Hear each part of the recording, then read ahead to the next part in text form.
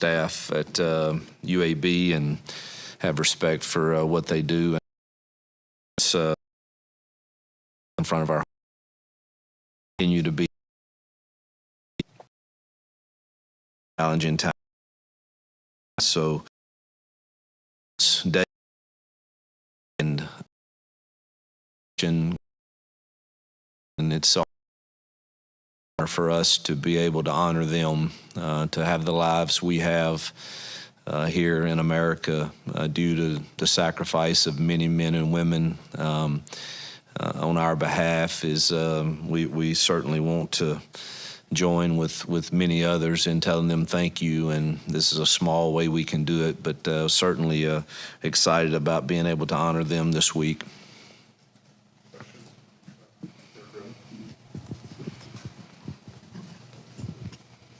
Hugh, coming off the win against Kentucky and then bouncing back and hoping to build on that, but unable to do so against Vanderbilt, what was the response in the locker room to that? Man, just the same responses we've had. Just a lot of hurt, and you kind of, as a coach, it's the first season for me that's been quite like this, and you kind of lose words for it. When you feel like you're playing against good football teams and you're in the games, and man, you just get zero breaks, zero calls.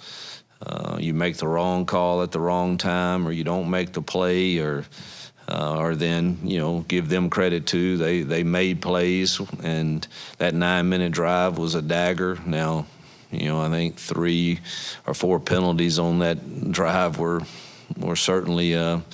And then a couple no calls that I thought should have been called that would have won our favor. And you're looking at a different thing. Really, heck, the second half we had 2 possessions other than the one on the 1-inch line.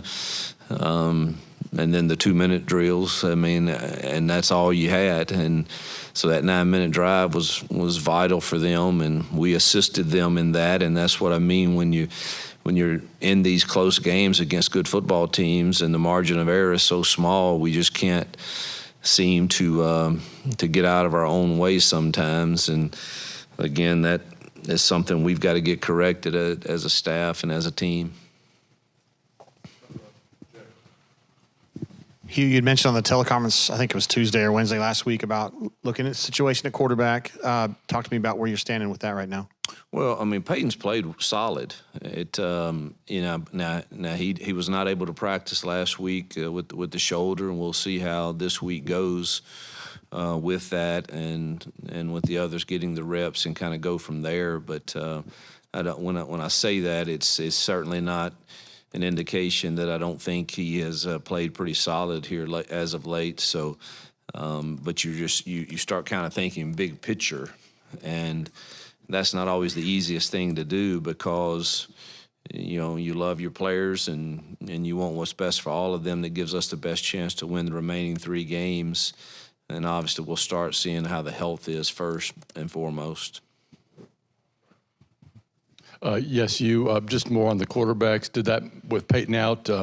Did you give Walker any more reps than usual? How did you sort of divide up the reps during practice? Yeah, the second open week, we actually got the 3s or the other guys quite a bit of reps, and in the 3 practices we had, and then we had a little scrimmage to close out it.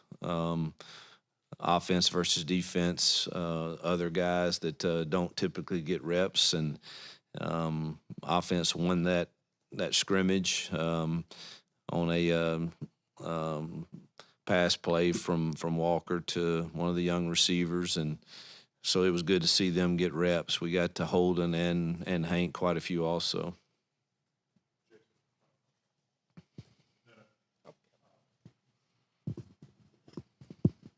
Hugh, just what other spots? I mean, obviously, off weeks are usually a time where you can kind of evaluate everything. Obviously, quarterback gets a lot of talk, but what other spots have you looked at guys and anybody that kind of caught your eye during this time off? Well, it's you're pretty settled at most spots, and we don't have any more DBs to really try right now. And you really were trying to get. I thought Jarquez needed a break, so we got some of the younger guys some more reps there. Christian, and he had some good runs, and obviously Cobb and DeMar got their share also. But you really tried to get Jeremiah Wright some time off, and Tall, and so it was really for some of them more rest. But we and then we got to see the younger old linemen like Dre and those other young linemen get some reps in there also. But Tyler Johnson got quite a few, which he needed. And defensively, we continue to rotate a bunch of people in the front and at linebackers. So it's really not a lot of people that are left that are going to be ready to play, for this go round. But we did get everybody a bunch of reps. Just in general, I mean, how important are these next 3 weeks going to be when it comes to, I guess, restoring confidence from the fan base and also just building momentum from your coaching staff and your roster right now? Yeah, I think it's vital that we compete, and that's the expectation, and certainly that's the goal, and give our chance to win these football games against good football teams that we have to play to help build momentum, as you say, and confidence in everybody that we're headed in the right direction, regardless of the record. And then recruiting is big too, to trying to finish strong and continue to get the 25 class to understand we're not far off. We need their help to come in and help us to continue this build.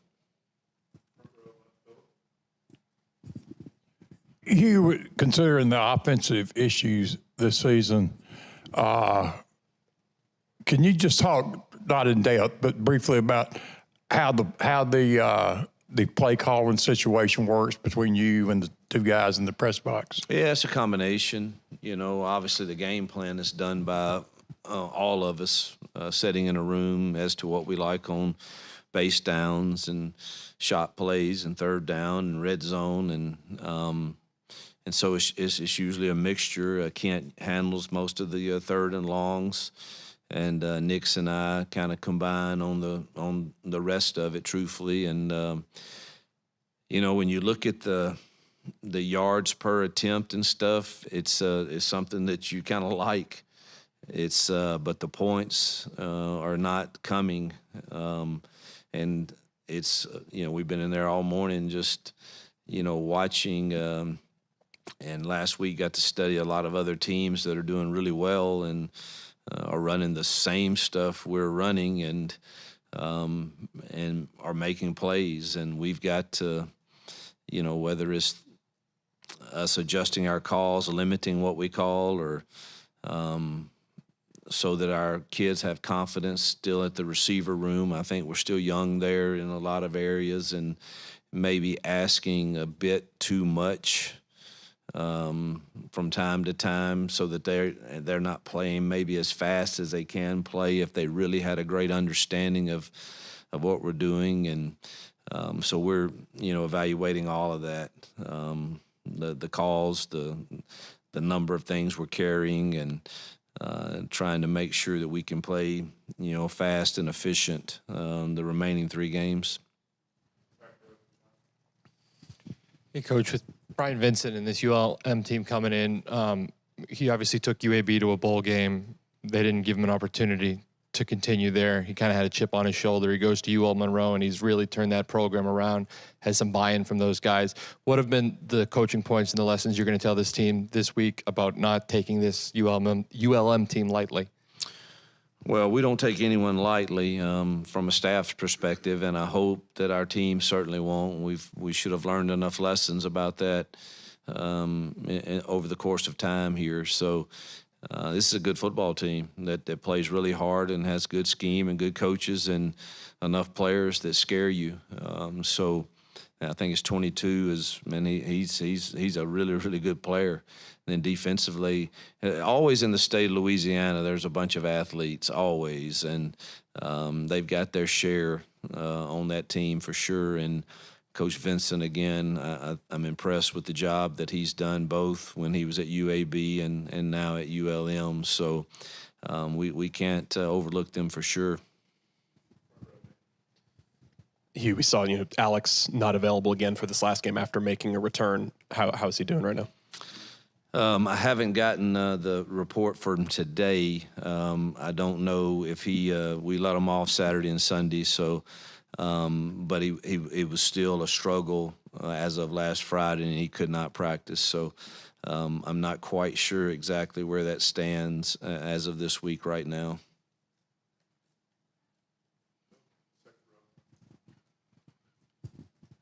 Well, to sort of carry on with that, how does that affect your situation with kickers? And does the problem that there have been with place kickers affect some of your decisions now on fourth down? I think it has to. The momentum lost that we've had in, I can't go back in my mind to every game, but I vividly know the Vandy, Missouri game, not getting points when we've had good drives that should result in points are definitely momentum killers, and they really hurt. And who knows what happens instead of having to kick off and hopefully, Towns has been very good at kickoffs, and they start on the 25. They're getting the ball to 35 or the 30, and the field position game, whether they score or not, they flip the field on us again. And like a Vandy game, they flip it, and we're on that yard line. And those are the hidden things in a game that when we don't get the points after a really good drive, after starting the second half with a stop and then going down and have a chance to take the lead, who knows what happens from that point. And so it definitely has got to start factoring in, is this four down territory? And how early in the game is it four down territory?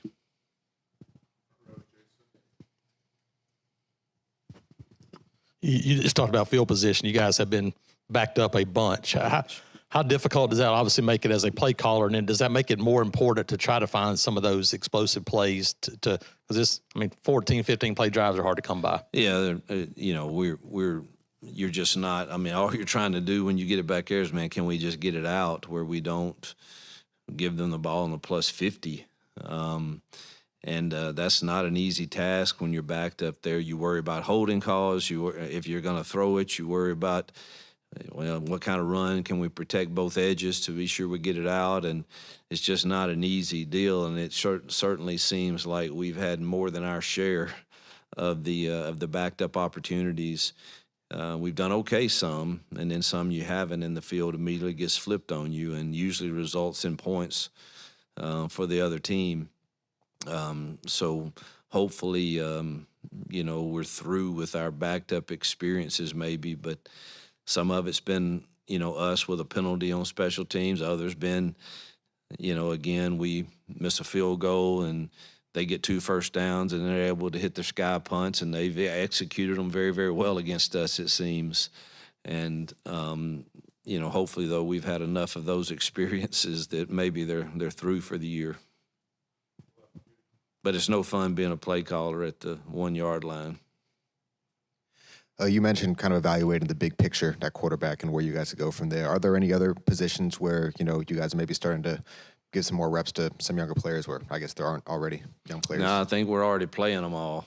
That for the most part, all the young kids that haven't redshirted they're playing in some form or facet, whether special teams or significant snaps.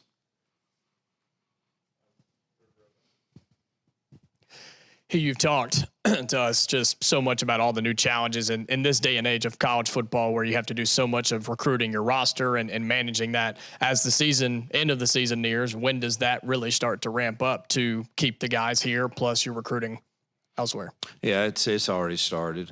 You're already actively having to, engage in conversations with recruiting your current roster, which is not much fun and not something that I know of any coach that's really for, but it is what it is. And so most of that is going through our personnel office and and our Own the Victory team, and I'm thankful for them, and that I don't have to engage in most of those, because that would be that'd be very hard to do, and difficult, because you want to have genuine, real relationships that are built on trust and communication, and that's more and more difficult to do if you're having to handle every single facet and aspect of today's game. So, I mean, obviously you're involved at some point. I'll have to be, but you're hoping that a lot of that can be handled by, our people that are involved in other areas outside of just the coaching. Yep, thanks. Hugh Freeze, lots of things to say as Auburn gets ready for the University of Louisiana Monroe. All of our press conferences, including Hugh Freeze and also Kalen DeBoer, are presented by Evolve IT. Evolve IT is ready to take your text game to the next level. They're local, and you can find them at evolvebhm.com or call 205-749-8970. Auburn's quarterback situation heading into this weekend. Hugh Freeze touched on it. We will as well. Three-man front and Jocks 94.5.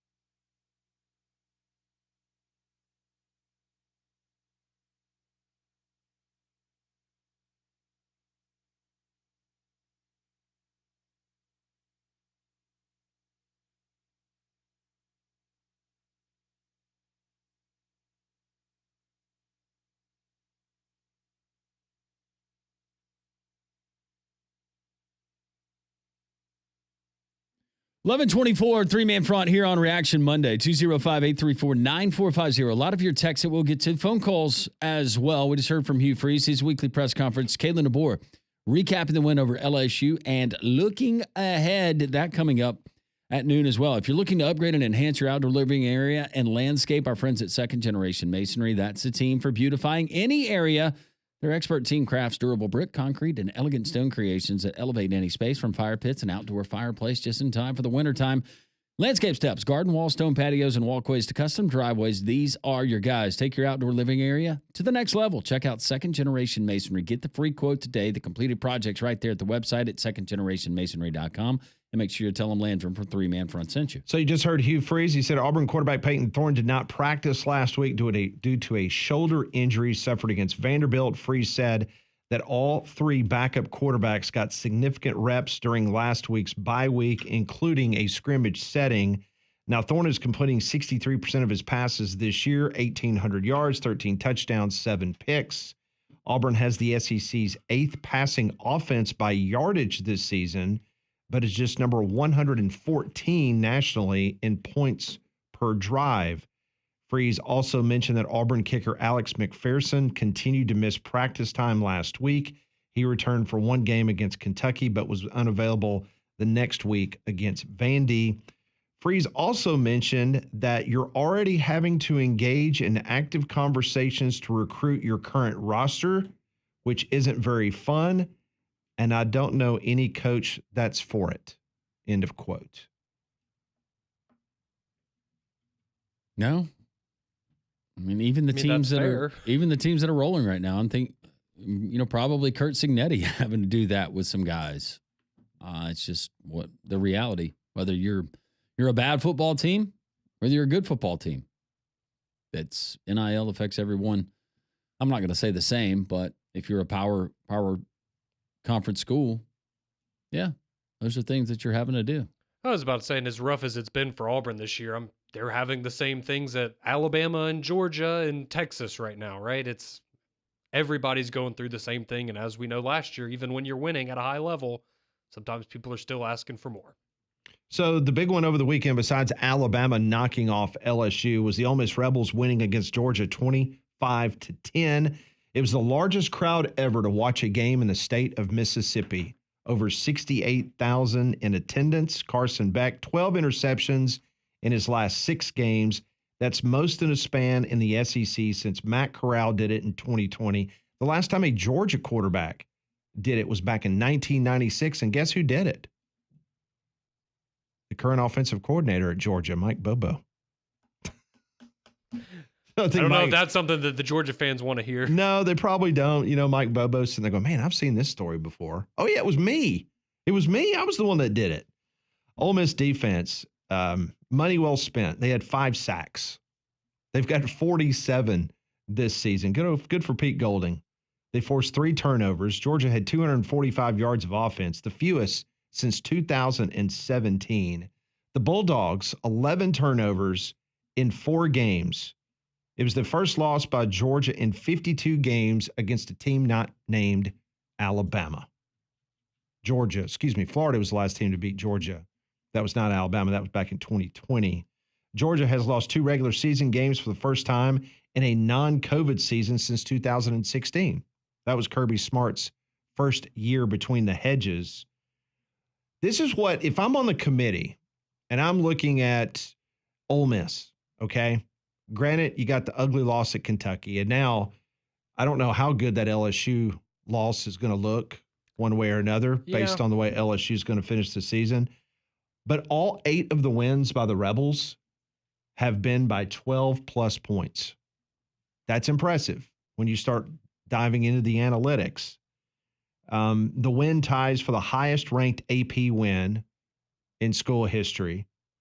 Remember, they had the number 2 win against Alabama back in 2015, but it was not at home. So this was a big win for them. Let's listen to Lane Kiffin afterwards as he describes, just think back a year ago, how bad they got beat between the hedges, and he made the decision. We had to make some changes. Here's what Lane had to say. And this game started a year ago, when these guys beat us like that. And, we made a decision to go to the portal. Got some guys to come back, not go to the draft, and for really a lot for this game. And a number of those guys said it this week. This is why they came here, was for this game to play Georgia. And we got a lot of work to do. We put ourselves in position now. not just with beating Georgia, but beating them like that put ourselves in position to be in the playoffs. I think all of us, before the season began, we identified that Georgia's schedule was going to be tough. And most years, Georgia and Alabama both have been able to withstand whatever challenges, but they've had to go on the road and play some really tough competition. I was very impressed this whole season with the way Kirby has dealt with this football team, the way that he has dealt with the media, because obviously there's a lot of frustrations about how this offense is performing. His quarterback is a turnover machine. This is Kirby after the Ole Miss loss.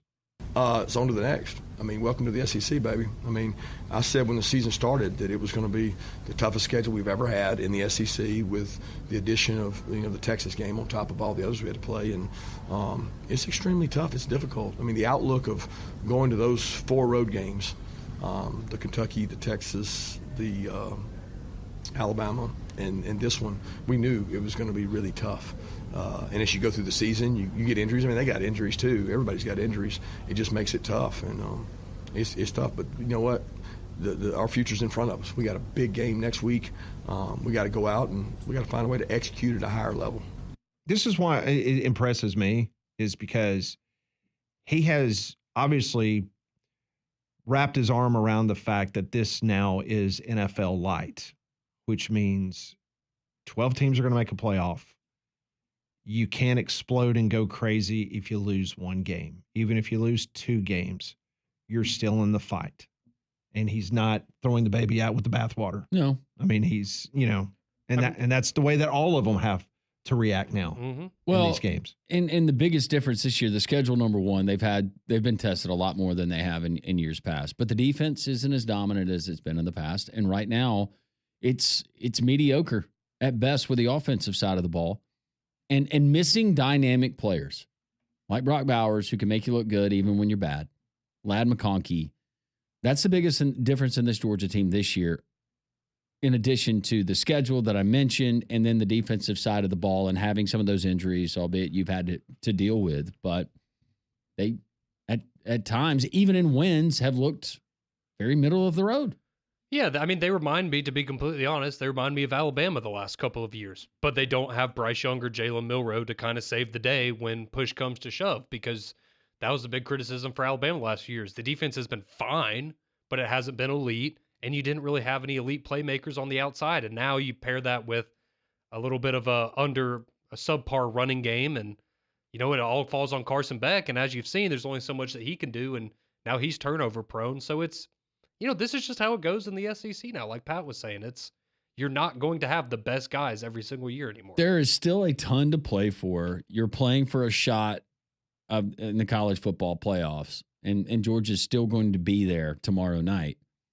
But the game versus Tennessee, if somehow, some way, Tennessee can find a way as a 9-point dog to go in there, and Nico finds magic, that defense plays the way it has for much of the season. And then how does that roster react? Because you do have a lot of high-paid guys. And unfortunately, and it's on every team, you got some front runners. Do they toss the hat in and say, man, this isn't cool anymore? Kind of some of the glitz has worn off. What happens there? It would have been, I think, a lot more detrimental for this Ole Miss team, and that would have been interesting to see the dynamic of that roster had they lost that game on Saturday, to see how they fared against the likes of Florida and even their rival in Mississippi State, who can put up points any given Saturday. But for Georgia, and Kirby's a good enough coach, I feel like they'll be ready to play. But that Tennessee line at 9 right now, I kind of lean Vols. And I guess the reason why it's that high is because of Nico's questionable status, I suppose. So, well, if you're headed to any of the college football action this weekend, you need to check out the Pants Store. They are your one-stop shop for all things game day. They have a large variety of game day tops, shorts, skirts, rompers, dresses, and so much more. And they have a game day outfit for every team, every single one of your family members. doesn't matter who. And don't forget, if you're going into the game, you're going to want to get a clear bag because it makes entering so much easier. So shop online at pantstore.com or in-store at one of their 6 locations in Alabama. When we come back on three-man front, do you realize that Missouri is still in the playoff mix? Well, according to their head football coach, they are, even though they're not even listed with even a 10% chance of making it. But there's still a chance. We'll hear from Eli Drinkwitz when we come back. This is Three-Man Front on Reaction Monday. Kalen DeBoer at the top of the hour. This is Jocks 94.5.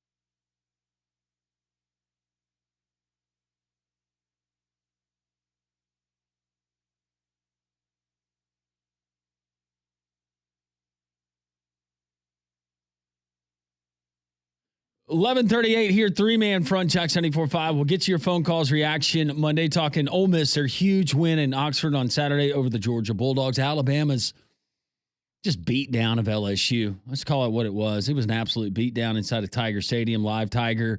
That did not help the LSU cause as Alabama rolls to a win. Jalen Miller, 185 yards on the ground. The 4 touchdowns just made it look easy. Well, it's going to be easy if you go to Dobbs Ford, dobbsfordbirmingham.com, right there on Parkway East. Wonderful folks, and they're going to take care of you, not only the Goshen family, the managing partners at Dobbs Ford, but the entire team. They're going to be there to help you and make the buying experience, the shopping experience, a great one. They're going to meet, beat, any competitor's price, total transparency for the process of whatever you're looking for, whether it's F-150, whether it is a Bronco Sport, a Mustang, an Explorer. Check out the great selection, Alabama's largest showroom there at DobbsFordBirmingham.com. Also, 2 certified diesel mechanics there and an outstanding body shop. You can get it done there at Dobbs Ford. DobbsFordBirmingham.com. Take it from me. Go and see Joey, Rachel, and the rest of the gang. DobbsFordBirmingham.com. Make sure you tell them Landrum from 3 Man Front sent you.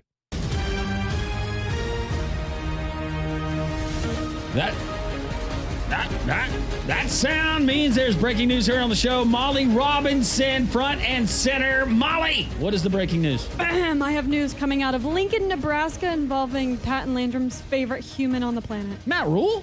Close. Dana Holgerson will call the plays this week for Nebraska against USC and serve as the offensive coordinator for the remainder of the season. That is not fair to you as a fan and as a member of our 3 Man Front family here, but screw Nebraska the rest of the year.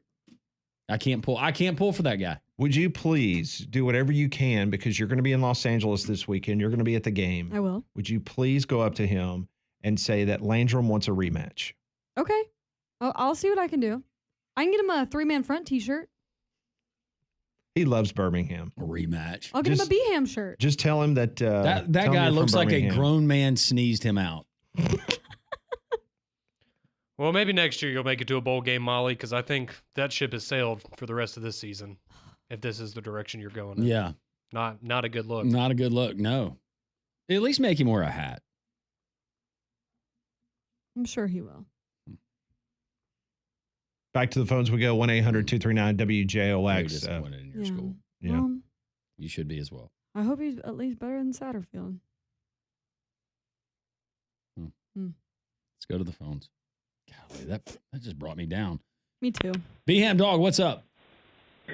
I don't know if I can sigh loud enough for you guys to hear it, but just know I'm sighing. But Let us be your therapy, brother. Go ahead.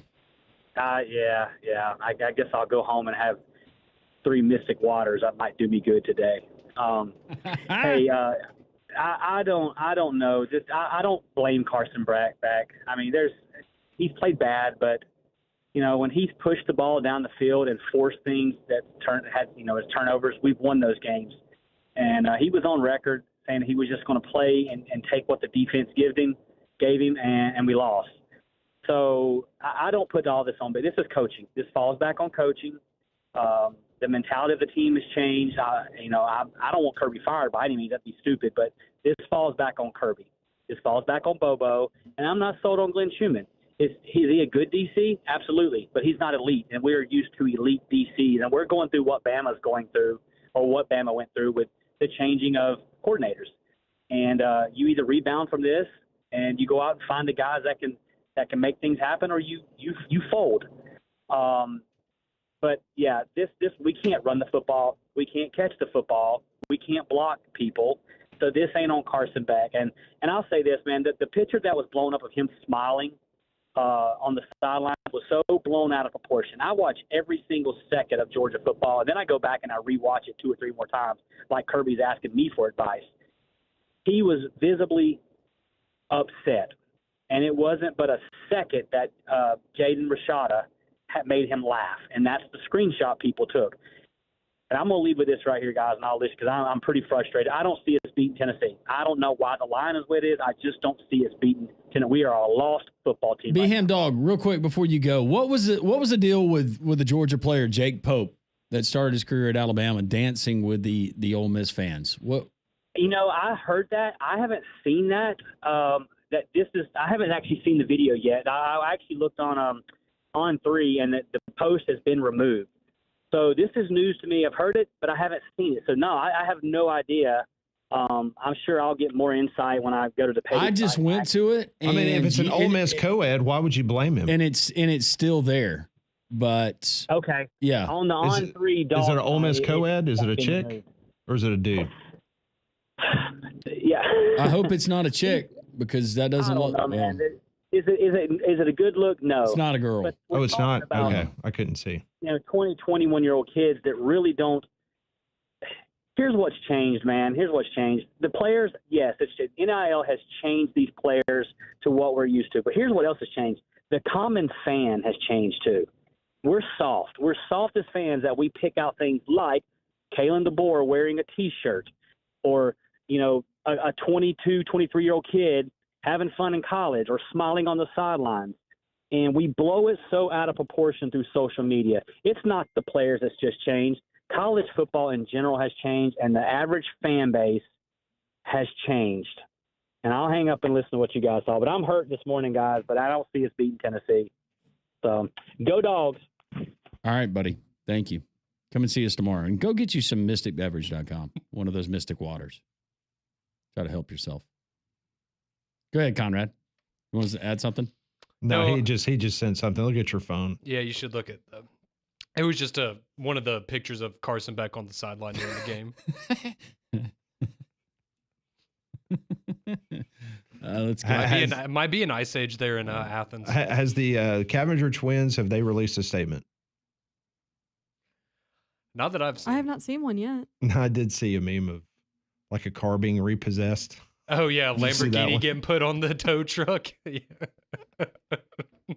Let's go to Crimson Convict. Welcome in. Hey, greetings, man. How are y'all doing? Greetings. We're doing great. Hope you are. Oh, I'm doing fantastic, brother. I bet. I honestly didn't see that. I just told Conrad in the break that I am always cautiously optimistic because I know what this team is capable of, but I also know how they can play at times. But it seems like when the money's on the line, they come to play. They perform. And I don't want to be a Hugh Freeze and talk about if Jalen Milroe would have put his foot in the ground like he did at Tiger Stadium up in Neyland, where we would be right now. I'm still not understanding where that was at during that game. But my big reason for calling is, has anybody heard from Bama Hader yet? He texted in and took a shot at me, said that I was giddy in regards to. He's actually on hold right now. Oh, is he? Yeah. Okay. Outstanding. Oh, thank you, Lord. Okay. I did a little composition about 2 weeks back called the Miami Mirage, if you remember. Yes, you did. Yes, I did.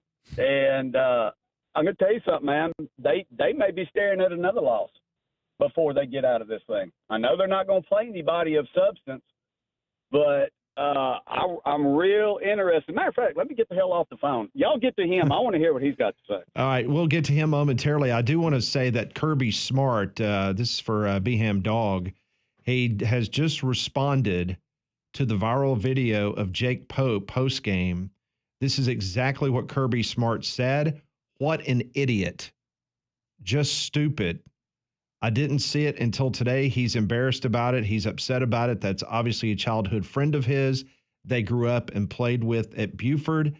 Hadn't seen him in forever. Just not real smart. But to be honest, I don't have time to waste energy on that. You know what I'm saying? My focus is on Tennessee. I'm not real worried about it. End of quote. Well said. We'll continue their phone calls reaction Monday, and Kalen DeBoer, his live press conference from Tuscaloosa coming up 12 minutes from right now. 3-man front and Jocks 94.5.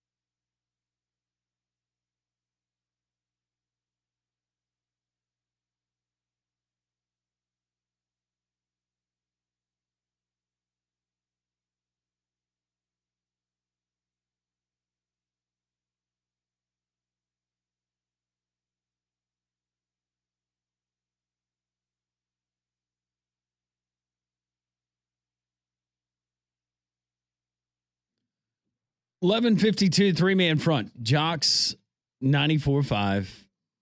A lot of your reaction here on this Reaction Monday. Happy Veterans Day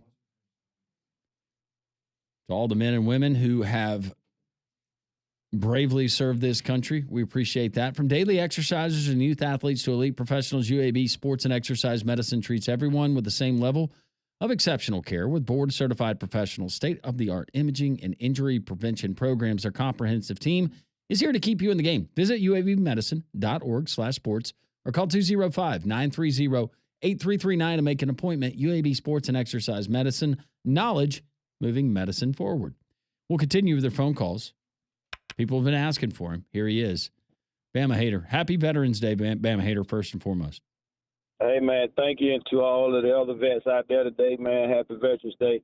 Hey, man, Mystical, the rapper, he made a song a few years ago. It was entitled, If You're Looking for Me, Here I Go. I don't run from the smoke, baby. I'm right here to face it. I dished it out. I can take it. So let me give my rant about my team because, you know, fans calling here and say I don't talk about Miami. And I wish it was an X-rated show where I can really vent my frustrations. But, man, I am sick and tired of millionaire coaches with minimum wage job performance. Cristobal has lost to Georgia Tech 2 years in a row where he should have been fired last year from that garbage he pulled last year. There is no way you can continue to watch the defense have to be in desperation mode game after game after game after game. And this time, Cam couldn't pull it out for us. That's just the bottom line. The defense sucks. And it seems like there's no preparation. There's no grit from the coach to get in these guys' face. I don't understand it, man, but we got a loss. And we have to win every game in order to get in the playoff conversation again. Because I know they really don't want Miami in. That's just a fact. And we have to win out to earn our spot. Now, let me get to Pat. Yes, Pat, you seem to look giddy this morning, and I understand why you have to do it, blah, blah, blah. But there's nothing certain for Alabama at this point either. They are also one loss away from missing the playoffs. Correct. And that's a correct statement. As far as the SEC championship game, they still have to get other teams to lose. So, but it's not predicated on them making the college football playoff to get to Atlanta. Exactly. I know that the SEC championship doesn't have anything to do with getting into the playoffs. But, you know, years past, the SEC championship was achievement everybody wanted Absolutely. to get to. Mm-hmm. But now it's a moot point. But I get it, man. It's all in fun. But when this happens to my team year in and year out, man, this is very frustrating. I'm pissed.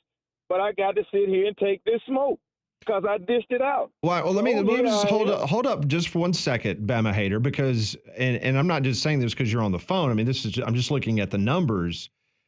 You went out. You're playing in the ACC championship game. And so I think most people. I don't know if that's true. I don't know if that's true or not. No, it is true. No, I'm telling you, Okay, it is true. You're guaranteed a spot in the ACC title game if you win the rest of your games. SMU is now alone in first place, but Miami holds the tiebreaker over Clemson as of this moment. Oh, I didn't know they had a tiebreaker because I looked at it this morning. We were like in third spot. But yes, no, you hold the tiebreaker against Clemson, so you would get your opportunity against SMU. And we have to win out to get a playoff spot. We just have to earn it, man. You can't go out and do what we did Saturday and expect to be a playoff team and don't get frustrated when the committee says no. Well said. Bama Hater, thank you. We appreciate it. Rick, you got about a minute. Go. Hey, guys, great show as usual. Man, I was going to call and trash talk Bama Hater, but he pretty much did it all himself. It's good to hear him on the radio saying he can take it just like he can dish it out. But I want to know, does he think Miami gets in over an undefeated BYU? He kept saying that all season. Undefeated team ought to get in. Does he think his team ought to make it in over a undefeated BYU? Hey, thanks for the show, guys. Always great. Thank you. Rick, we appreciate you as well. Kalen DeBoer live from Tuscaloosa, recapping the win over LSU and looking forward. Reaction Monday as we move forward. 3-man front, Jocks 94.5, JocksFM.com, and the Jocks 94.5 app.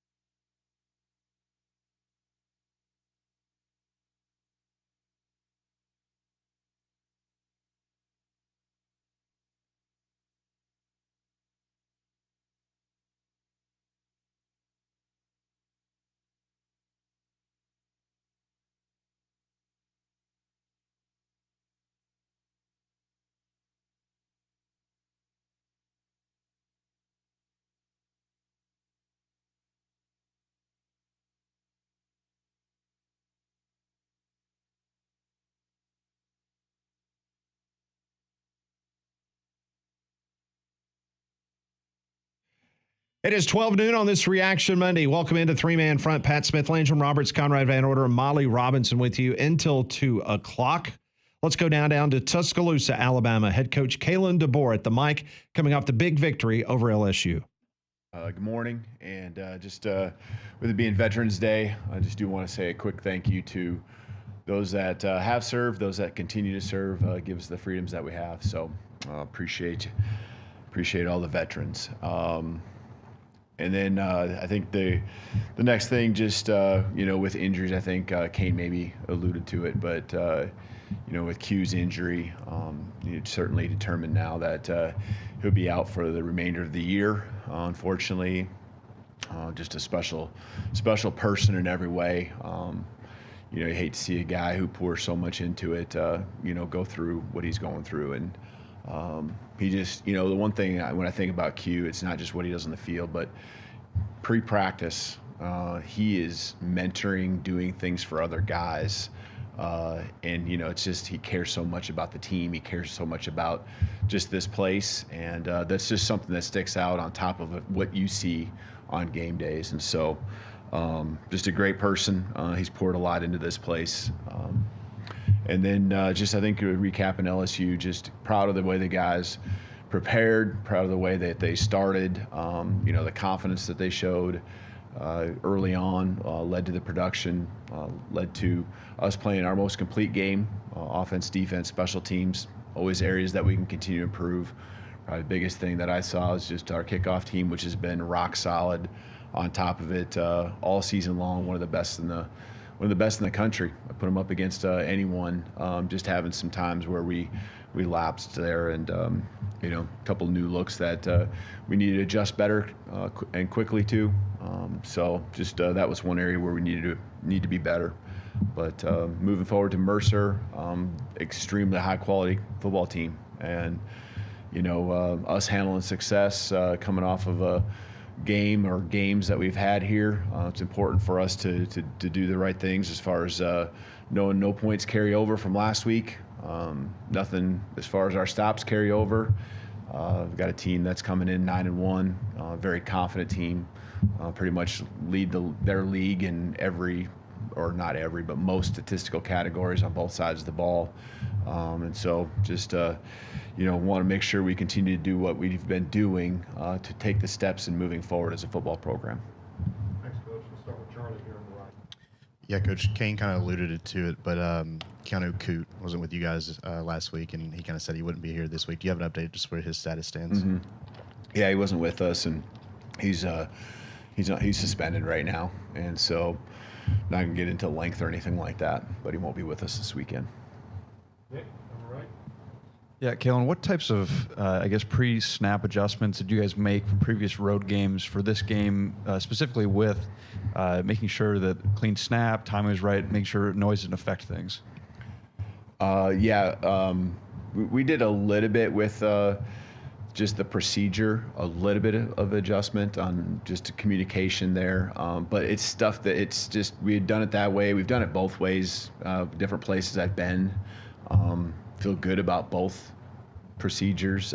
We just did adjust and tweak it just a small amount. I think probably as much as anything, it's the number of reps we got, and just this being the second time really after the Tennessee game, and then also having a bye week and just really honing in on it and be dialed, and helps when you make plays too, and there was less plays where we had as much noise, and so the percentages were more in our favor as far as just the execution piece, but our guys just did a better job handling it from start to finish.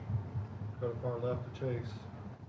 So if this comparison is a reach, then feel free to shoot it down. But 2 years ago, your first season at Washington, you won a huge game against Oregon. It was a November road game, just like LSU. You had 2 losses at the time, just like LSU. Mm-hmm. You win that game, and you hit the streak where you don't lose again until the CFP this past January. Was that Oregon game a catalyst for the culture you were trying to build there? And can this LSU win be similar that way? Mm-hmm. Yeah, so our experiences that we have individually, right, we always remember them and the learning moments that you go through. For our team, they weren't through that. But for me, just, you do take in those times, whether it's that season or 10 years ago. There's just things you go through that were part of the process then, that you try to remember and try to figure out what worked and what didn't, to keep the team moving in the right direction. And honestly, it's really simple. You got momentum to build off of. You make sure you take advantage of it, and then you also continue to just keep the pedal down, keep focused on what you believe in. And we've been doing that, and we were doing that then that year, and we're doing that now. Just stay in the course, and just because all of a sudden, you kind of feel like you get over a hump doesn't mean, you can just let off, because it's about the next play. The next one's the most important one, and that's good. That's been our focus really since day one. It's just that now the execution, the number of reps, all of those things are helping us execute better. And so, questions probably, Nick was just up here. How were we able to, be more productive? Well, our execution is better. We weren't behind the chains, and so the playbook's more available to you. It's a lot easier to call plays, and so just all those things, those experiences that you're referring to, yeah, I'm certainly aware of those, and it feels a lot like that, but it doesn't guarantee, right? It doesn't guarantee us anything. We got to keep moving forward, build on the momentum that we have right now at this point in the year. Staying on the left side, let's go to Tony. What development have you seen from the backup quarterbacks in your unit, Ty and Dylan and Austin this season working behind Jalen? Yeah, good question. Yeah, because you don't see them. We get to see them, and this is what I'll tell you: that the work that they are putting in. There's guys throwing on. I guess yesterday would have been Sunday, right? Because I can envision walking outside for a second and seeing one of the guys out there throwing at 9 a.m. in the morning, doing his thing, and others just really paying attention in the meetings and coming up and meeting individually with Mitch Dowling, with our offensive staff, Coach Sheridan, myself, just a lot of opportunities that they're all taking advantage of to help their growth. And then they get on the football field. You see familiarity with the offense, especially those, Austin had a little bit more familiarity, but then you also see growth in fundamental things. Guys that are helping out with scout team. I know last week I talked about Austin being heavily involved in the scout team. You see the throws, the accuracy of the throws. You just taking advantage of every rep, and these guys are doing that. And this season isn't just something that's about Jalen and like, oh, I hope I get my time. They're pressing forward and using the resources we have, and then also putting forth the effort to improve any time that they can. Go to the middle of the room to Emily Grace. Coach, you mentioned in the open that it's important how success is handled. At this point in the season, what is your standard for how that success is handled with your players, but also your staff? Yeah, I mean, it's going to be the same no matter what time of the year. It's all about the next play, the next play, and then obviously for us now, the next game. We talked about handling success before. We've won games earlier in the season and talked about handling success, and I still felt like the effort and everything poured into the right things was happening then too. But I also think that now we've been tested, we've been through adversity.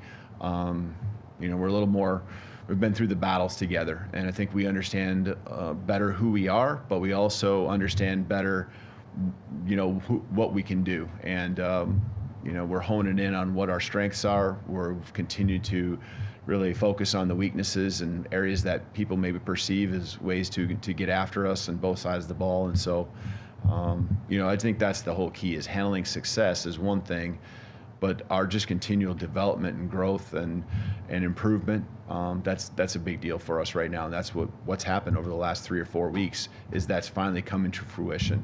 You can see it in practice, and unfortunately there's been times where you don't see it in a game. Now you saw it in a game in a lot of different ways. Coach, some of the reporters here covered Coach Saban in the past, and the players had Coach Saban as their coach. How do you handle a success like that? The social media, everyone's saying Alabama's back after a must-win game, and kind of telling them to stay the course, kind of like what Emily Grace was saying. Yeah, I think we've I don't want to say we learned a lesson, but we understand that doesn't matter, right? And we understand that it's all about building on what we did do last week, because it was significant, just like we would learn from the areas that we're falling short on a game we've lost. But it's all about just staying with the process, staying with the preparation. I want the guys to keep an edge, because I think there is a little bit of an edge, a little bit of a, I don't want to say chip on their shoulder. I think edge is the better word to use that we have. A little bit of backs to the wall, kind of fighting for your life at times, that I think exists. And I think every guy has a little different way of where they're driven to go out there and put forth the best effort in practice, bring the best energy that they have. What I've really challenged the guys with is to have more and more leaders stepping up. I think I've said that in here a few weeks back, is that our young guys aren't young guys anymore. Our transfers, they're not transfers anymore. We are a full team, and we need every guy, because there's starters that now, we just referred to Q. There's starters that aren't with us, aren't able to be on the football field due to injury. More and more guys got to step up, yes, on Saturdays, but more and more just need to step up as leaders. And the more leaders we can have that, first of all, take care of their business and bring then others that can bring the rest of the team with them. There's a lot of influence on our football team in a good way, and you can see it and feel it on the practice field, and that's where it all starts. Go to Kennington in the front row here. kind of on that note, how did Devontae Smith come out of Saturday, and what did you see from Deshaun Jones filling in to his place? Yeah, no, good question. With Deshaun, he's been just right there, ready to go. We've moved him around a little bit with positions just because he's a very versatile player, and he's got game experience. With his past and coming in, just kind of learning things and being ready to go. I'm really proud of him for that. So I'm excited about his growth that he's had and the opportunities he's taken advantage of like he did on Saturday. With Devontae, that would be something I think just throughout the week we'll continue to manage and kind of see where he's at. I haven't heard the update today, but I think he'll be fine as the week continues on. Opposite side here. Let's go to Colin. Hey, Kalen, kind of going off of a couple questions, but I mean, LSU isn't traditionally a game where you get to see kind of younger players, second string. The game had been decided at that point, but to have guys like Richard Young or Ty or guys that usually may not get to experience Tiger Stadium until they have to, until the job is theirs. What was it like to, I guess, see those guys in those roles, those younger guys, both on offense and defense, kind of be able to go up to that? Yeah, you're happy for them because they work extremely hard. Those guys, as we said, quarterbacks are working extra, putting extra time in. Getting our running backs, you alluded to with Rich, getting out there on the football field. All these guys that work extremely hard, getting a chance to go out there, be rewarded. That's what it's all about. And we're a team, and it's not just the 11 guys that are out there starting on each side of the ball.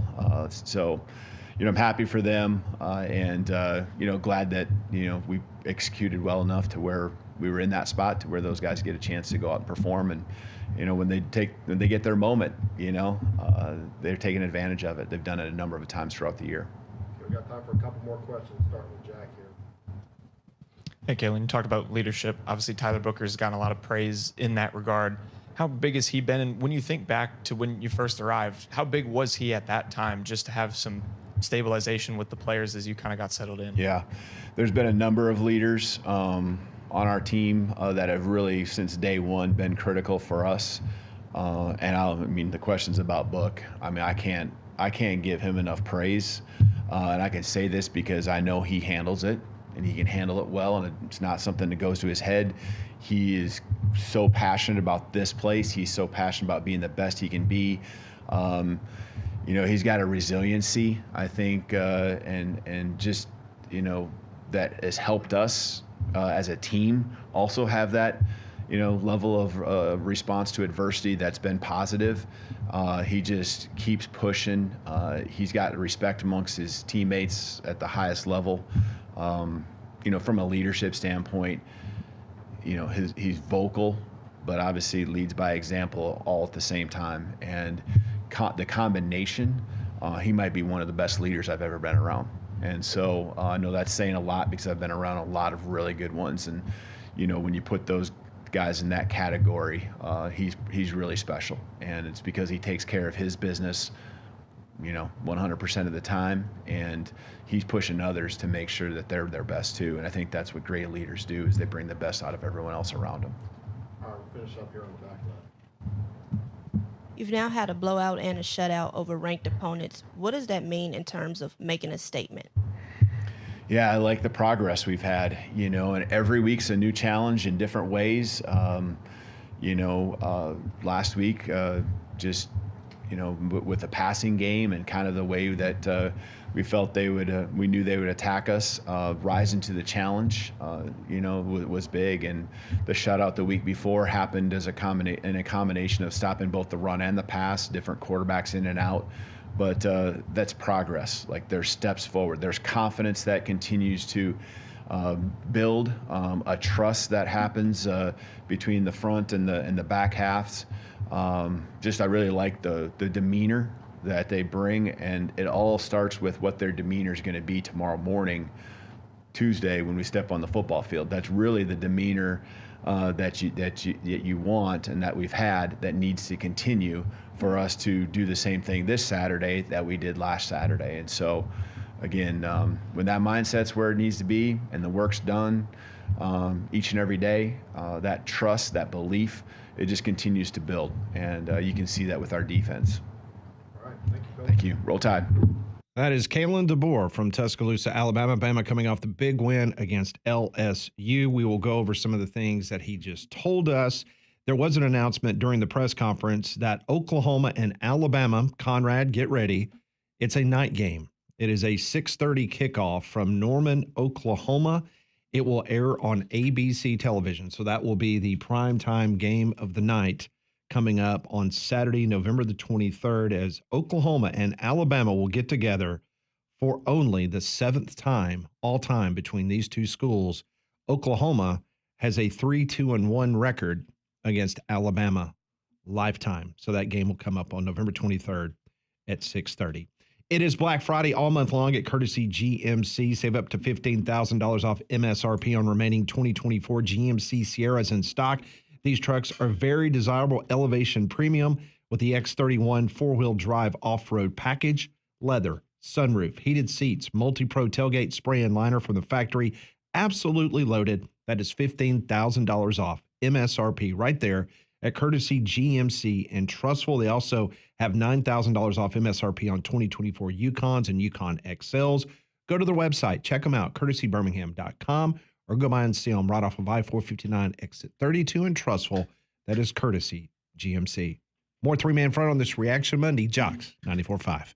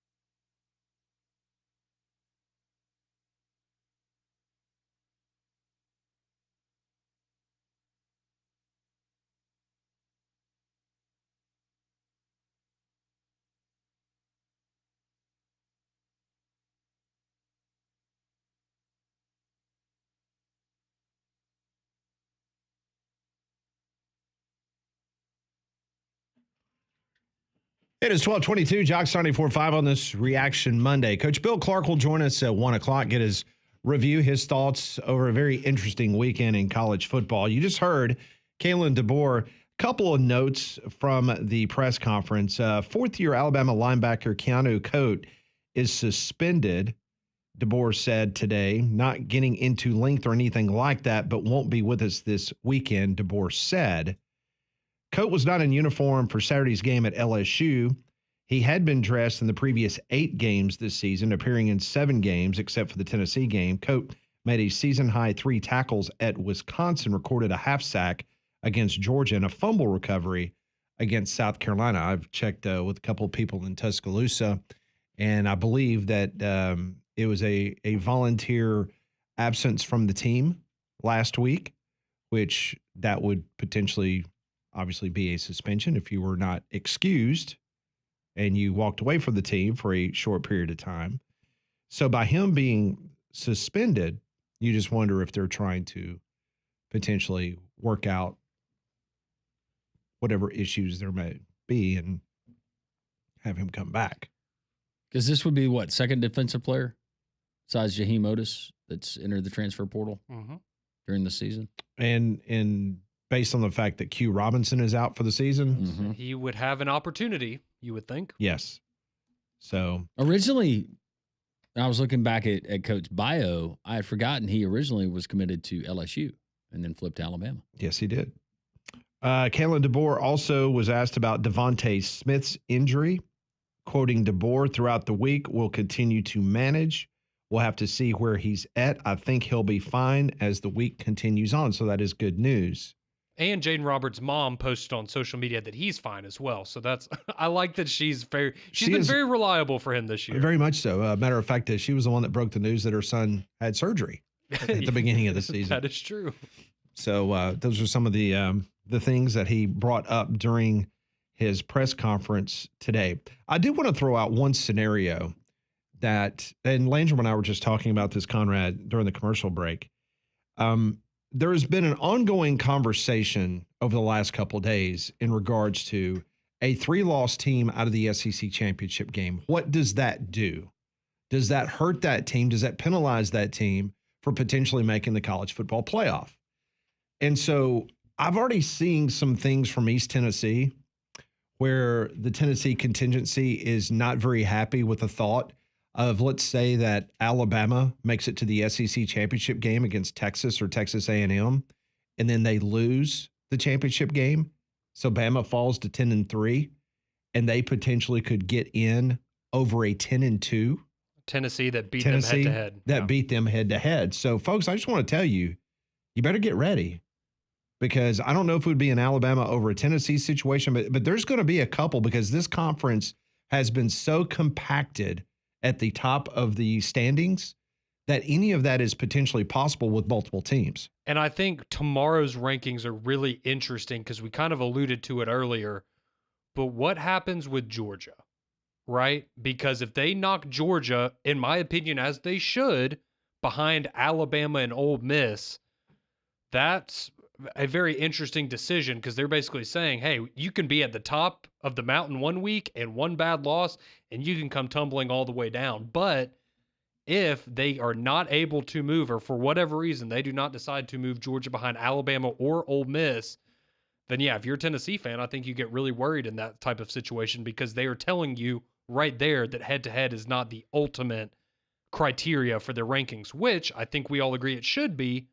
But that is their decision as the committee. But if we're talking, so let's say Texas right now, Georgia, Alabama, Tennessee, Ole Miss. Those are the 5 teams.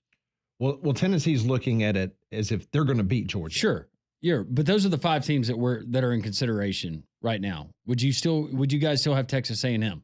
No, in that grouping, I would not. No, LSU they out. bowed out on Saturday. Yeah, they're done. So those are the 5 teams in question. For Ole Miss, does that win over Georgia? Does that trump a bad loss at home to a Kentucky team? Because that's going to be their best win on their resume. Meanwhile, Georgia, their best win is Texas. Alabama's best win is Georgia. And Tennessee's best win is Alabama. So a Tennessee loss to Arkansas. How does the committee view on the road at Arkansas versus an Alabama loss in Nashville to Vanderbilt? I mean, I'll tell you right now, out of the 5 teams you just listed, if you could only take 4 of them, I honestly think Georgia should be the one out right now, just with how they're playing right now. And if you're an Alabama or Ole Miss fan, you have to root for Georgia. Yes. Georgia needs to win because that's what's going to prop up Ole Miss and Alabama, because Alabama needs something to prop them up to try to get rid of that Vanderbilt loss. Yeah. They got to have that. So Ole Miss, they need Georgia to probably wipe off either or the Kentucky or the LSU loss, depending on how the season ends. Who's got the worst loss of that group, though, right now? Well, it's Kentucky. Is it still Ole Miss? Yeah, Ole Miss with the Ole Miss and Kentucky loss. Yeah. I would say another thing that for Tennessee, I mean, we saw it last year with Florida State, is if Nico's banged up, the committee can use that against you to keep you out. Whether Sure. that's right or wrong, whatever you disagree on that and how you felt about it with Florida State last year. But that's another thing is, if Nico's not 100%, then. But see, the Tennessee that folks could be are a factor. already griping and complaining about it because ESPN had Texas and then Alabama, Tennessee, Georgia, and Ole Miss. That was the order in which the percentage of the chance of them making the college football playoff. So Tennessee is behind Alabama. And so that's why Tennessee people are going crazy, just like they're going crazy because Sampson's not mentioned as the Heisman Trophy candidate. Well, and the funniest part of this, too, is out of all these teams we're talking about, the team that is, I guess, the safest or the highest ranked right now has 0 wins against the top 25. Yeah. But unfortunately, Tennessee people are absolutely trying to forget the fact that they lost to Arkansas. And that loss looks worse now than it did Yes. a few weeks ago. Yes. So seems like everyone's got one of those on the roster. Yeah.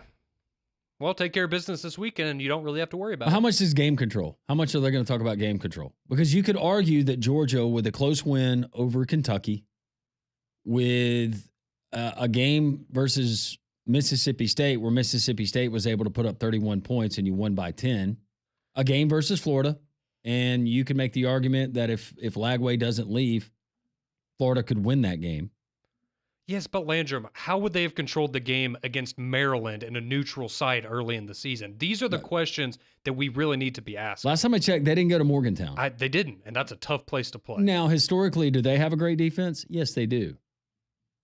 That was also something that he threw out when he was talking about Alabama. And I guarantee you tomorrow they're going to bring up something about how Oregon dominated Maryland over the week. Some crap like that we all know is irrelevant. But that's just how it goes now. Also, before we run a break, I want to pass this along. The new men's basketball AP poll is out. Kansas, number 1. Alabama, number 2. UConn, number 3. Gonzaga, number 4. Auburn is now a top 5 team. There we go. They come in at number 5. Matter of fact, they got 2 first-place votes in the Associated Press. Bama got 6. So Kansas, Bama, UConn, Gonzaga, Auburn, Duke, Iowa State, Houston, Arizona, and North Carolina. That's your top 10. Where's Purdue? Purdue comes in at number 13. That's going to be a good one on Friday. And I'm just checking I know Auburn they've got Iowa State on their schedule. They've got Duke, and they also have Purdue on the preseason. Yeah, I was about to say Alabama and Purdue, they'll be playing this Friday, but, Alabama's got to take care of Will Wade tonight first. Good old Will Wade. Man, don't ever discount those. No, kidding, man. McNeese is good. Don't go sleeping in that one. Yeah, we saw that. I haven't even looked year. at the Cowboys and their roster this year.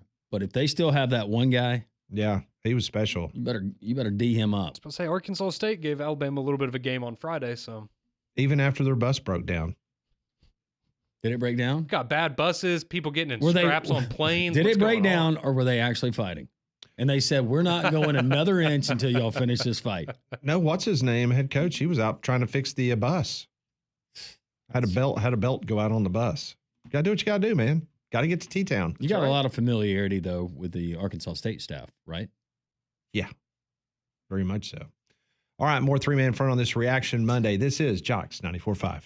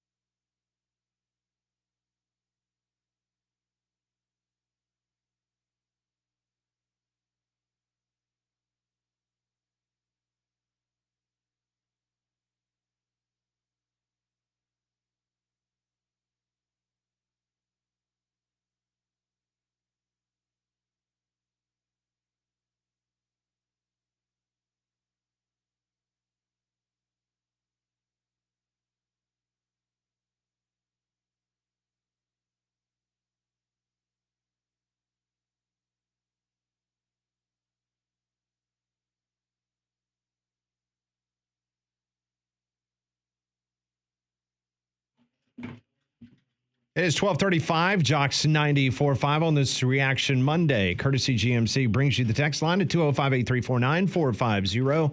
The phone line is open at 1-800-239-WJOX. Well, if you have an older roof, you were thinking it may need to be replaced, listen up before you do so. Our friends at RoofMax of Hoover have a professional and affordable roof treatment scientifically proven to reduce the aging process of your asphalt roof. RoofMax resaturates your old, dirty, dry shingles with a natural bio-friendly treatment that gives you 5 more years of protection guaranteed. And if you flip houses, you're a real estate agent, this is a point in contention of getting the sale to go through.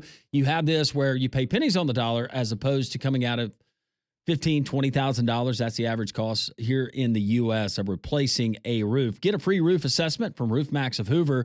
Call or text them at 205-913-2243. That's 913-2243. Use promo code JOCKS for the 10% discount. Get the free roof assessment. Once again, RoofMax of Hoover, 205-913-2243. Make sure you tell them Landrum from Jock sent you. Okay, so the November 23rd, I already told you that the Oklahoma-Alabama game, that is going to be the primetime game on ABC on November 23rd. Also on that day, Ole Miss at Florida, that will be an 11 a.m. kickoff. UMass and Georgia, 11:45. At noon, it will be UTEP taking on Tennessee. There's a lot of orange in that game. Mm-hmm. At 2:30, it will be Kentucky at Texas. Yeah. That's going to be an ABC game. Go down there and play spoiler. La Tech at Arkansas, that's a 3 o'clock kickoff. Wofford at South Carolina, that's also a 3 o'clock kickoff. Mizzou at Mississippi State, that's 3:15. I mentioned Bama at 6:30. Texas A&M and Auburn, that is either going to be at 6:30 or 6:45. That will either be on ESPN or the SEC network. Vandy and LSU is the other game that is flexed. Will either be at 6:30 or 6:45. I got my upset circled for the weekend that weekend. Mississippi State over Missouri. Yep. I knew you were going there. I know you did. We think so alike. It's like we share a heart. I just had that feeling. Mm. I noticed that when you burned your hand today making some omelets that I felt my hand tingling too. Right? Yeah, it's crazy. Huh? Crazy how that works out. Why do you look perplexed? Did you get a Charlie horse in the middle of the night last night? I did. Yep. Left leg? Yes. My God. What Yes. is going on here? Mhm. I was looking for the burn. Oh, he put some stuff on it. Yeah, I put some stuff on it and his hand healed. Yeah, see? It's good to go. Burn cream. All right, let's take you to Columbia, Missouri. Let's take you towards the end of the game. This was crazy. Cole was on the call, Tom Hart, Jordan Rogers. This is the way it sounded. A crazy night in Columbia as the game was coming to a close. Sooners have a pair of timeouts remaining. Missouri drops 8. Arnold hit. Ball's loose. It is scooped up by the Tigers. Zion Young with the scoop and score. Madness in Columbia. It just keeps going with 30 seconds left. You know, when I was watching that game, you know what I was the most envious of? Is that everybody was wearing jackets. Yeah, I know, right? And it looked like a football season. Mm-hmm. Yep. Unlike this extended summer that we've had in the Deep South. Still need Gold Bond on Saturdays. Yeah, it's unbelievable. You know, another thing than watching the game, it's like you're watching a play. Like going to a theater and watching a play when you watch Missouri play because their camera well is so low to the ground, which I love the look. Yeah. It's a great look. It's just like I hate watching games at Texas at Kyle Field because it's too high. Oklahoma State basketball used to be the same way. Oh, yeah. You're that's looking bad. down into the bottom of the cylinder. Yeah, it was crazy. All right, so big win by the Missouri Tigers. This is post-game with our own Cole Kubelik. This is what Eli Drinkwitz had to say about his team. It gives us another win, keeps us in the playoff hunt. That's right, I said it, playoff hunt. M-I-Z. Oh, go and sell that one. Okay, All now, right. now that's what he said after the game. Let's go. Okay. Let's go through all those possibilities, Pat. All right, so just a couple minutes ago, he was on Sirius XM radio. This is another little gem that Drinkwitz just said. Any team that in the SEC that finishes with 10 wins on their season should be in the playoffs. I don't think there's really any doubt in my mind about that. So any team that wins 10 games and you're a member of the Southeastern Conference, you should be in the playoff. Well, that's good news. We're going to have 6 teams in the playoff this year then. That's right. That's great. Let's take your resume. Your 2 losses. That was. You got outscored 75-10. But your best win was over Vanderbilt at home in 2 overtimes. I'm just going to be honest. If they have to roll Drew Pine out there in whatever bowl game, don't let him go to a bowl game, please. Yeah. Not trying to watch more of that. So in that game that you just heard that clip by Tom Hart, the Tigers and Sooners combined for 5 touchdowns over the final 8 minutes and 47 seconds, including a pair of scoop and scores. One by Oklahoma, and you just heard the one. All right, so Oklahoma falls to 1-5 in the Southeastern Conference. Now, I want to take you back to the summer. Bob Stoops, the winningest coach in Oklahoma program history, he dismissed the idea that Oklahoma should be intimidated by the idea that they're now competing along the sides of Mizzou and Texas A&M by coming into the Southeastern Conference. This was the quote in the summer by Bob Stoops. We beat the hell out of Missouri. All of a sudden now we're supposed to be afraid of them. A&M, we had them beat 77-0 in the middle of the third quarter in 2003. That was a long time ago, but still, have they changed that much? Have we changed that much? I don't know.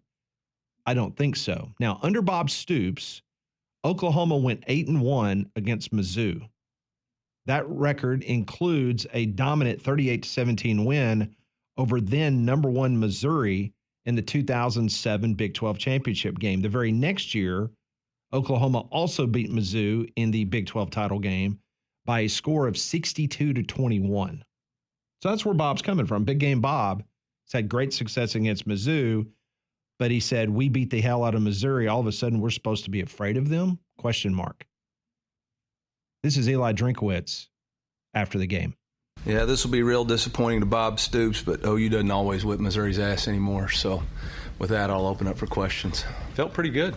I thought Coach Stoops did a nice job stirring it up this summer, and I thought their coaches did some stuff this summer that felt like they stirred it up a little bit with some tweets and different things. So our guys were ready. Golly, man. He did not, he is almost very similar to Lane Kiffin. Mm-hmm. Yeah. Did you hear the bravado when they got shut out in Tuscaloosa? Did I miss those antics at press conferences? You remember the stuff that he went on with Dan crap Mullen? to Alabama players. Yeah. I remember that. Cussing Alabama players out on the sideline. That's always a good look. And you shut out and you barely crossed the 50. But then he brings loves that talking up. that talk. Yeah. Did the same thing with Tennessee last year when they beat them. Yeah. I love the fact that I just remembered. So now they're going to go on the road as a 12.5-point underdog and take on a South Carolina team. Okay. Have fun with that one. Mississippi State game that we mentioned, and then Arkansas at the end of the year. They could lose out. And I hope they do especially now. with their quarterback I really hope situation. they do now. Or they could go 10-2 and make the playoff. Yeah, based on what he said on Sirius XM this morning, if you win 10 games, you're good. A win over South Carolina, that's a good-looking win now. Yeah, that is a good win. I don't know if that puts you in the playoff. It doesn't, just based on the committee's going to come back to your 2 losses and going to see that you got dominated in College Station, got dominated in Tuscaloosa. I mean, we're sitting here debating Ole Miss, okay? Yeah. According to ESPN, Ole Miss has the 11th best odds to make the college football playoff. 11th best. Now, keep this number in mind, 61%. Okay, 61% chance. Then you've got Miami, BYU, SMU, Colorado, Army, Clemson, Kansas State, and A&M. Texas A&M has a 14% chance of making the college football playoff. You tell me, of those teams that I just mentioned, Ole Miss, Miami, BYU, SMU, Colorado, Army, Clemson, Kansas State, and A&M, who could Mizzou jump over to even get into the potential conversation for a college football playoff? I mean, you would need all of those teams to lose and some of them multiple times. Multiple times. For you to Exactly. be up there. By the way, do you have the breaking news sounder just ready to go real quick? I can't believe that we missed this, and it was a busy weekend. That's how it means there's breaking news here on the show. For more, yours truly, I'll bring it to you. Missouri basketball, the streak is over. Oh, my gosh. The streak is over. They've won in 2024. They have won in the year 2024. They beat Howard on Friday night at Mizzou Arena 77-62. Congratulations to Missouri basketball. First one of the year, new year. It's been a couple losses at Howard. Had here not lately. won a college basketball game since 2023. Dang. I want to go ahead and do that because we've been following that streak for a while. You guys reminded me that they still hadn't won because they lost to Memphis to start this season. I mean, it's been 11 months since they've won a basketball game. So Hey, you got good for them. you got another opportunity Friday night. Monday today, Eastern Washington tonight, 6:00. The tip. Okay. Mizzou. Drinkwitz. Sorry, Molly. It's okay. Sorry, Moles. Having a rough year with my teams. You keep clawing. You keep fighting. All right, we'll continue. 3-man front here on this Reaction Monday, Jocks 94.5.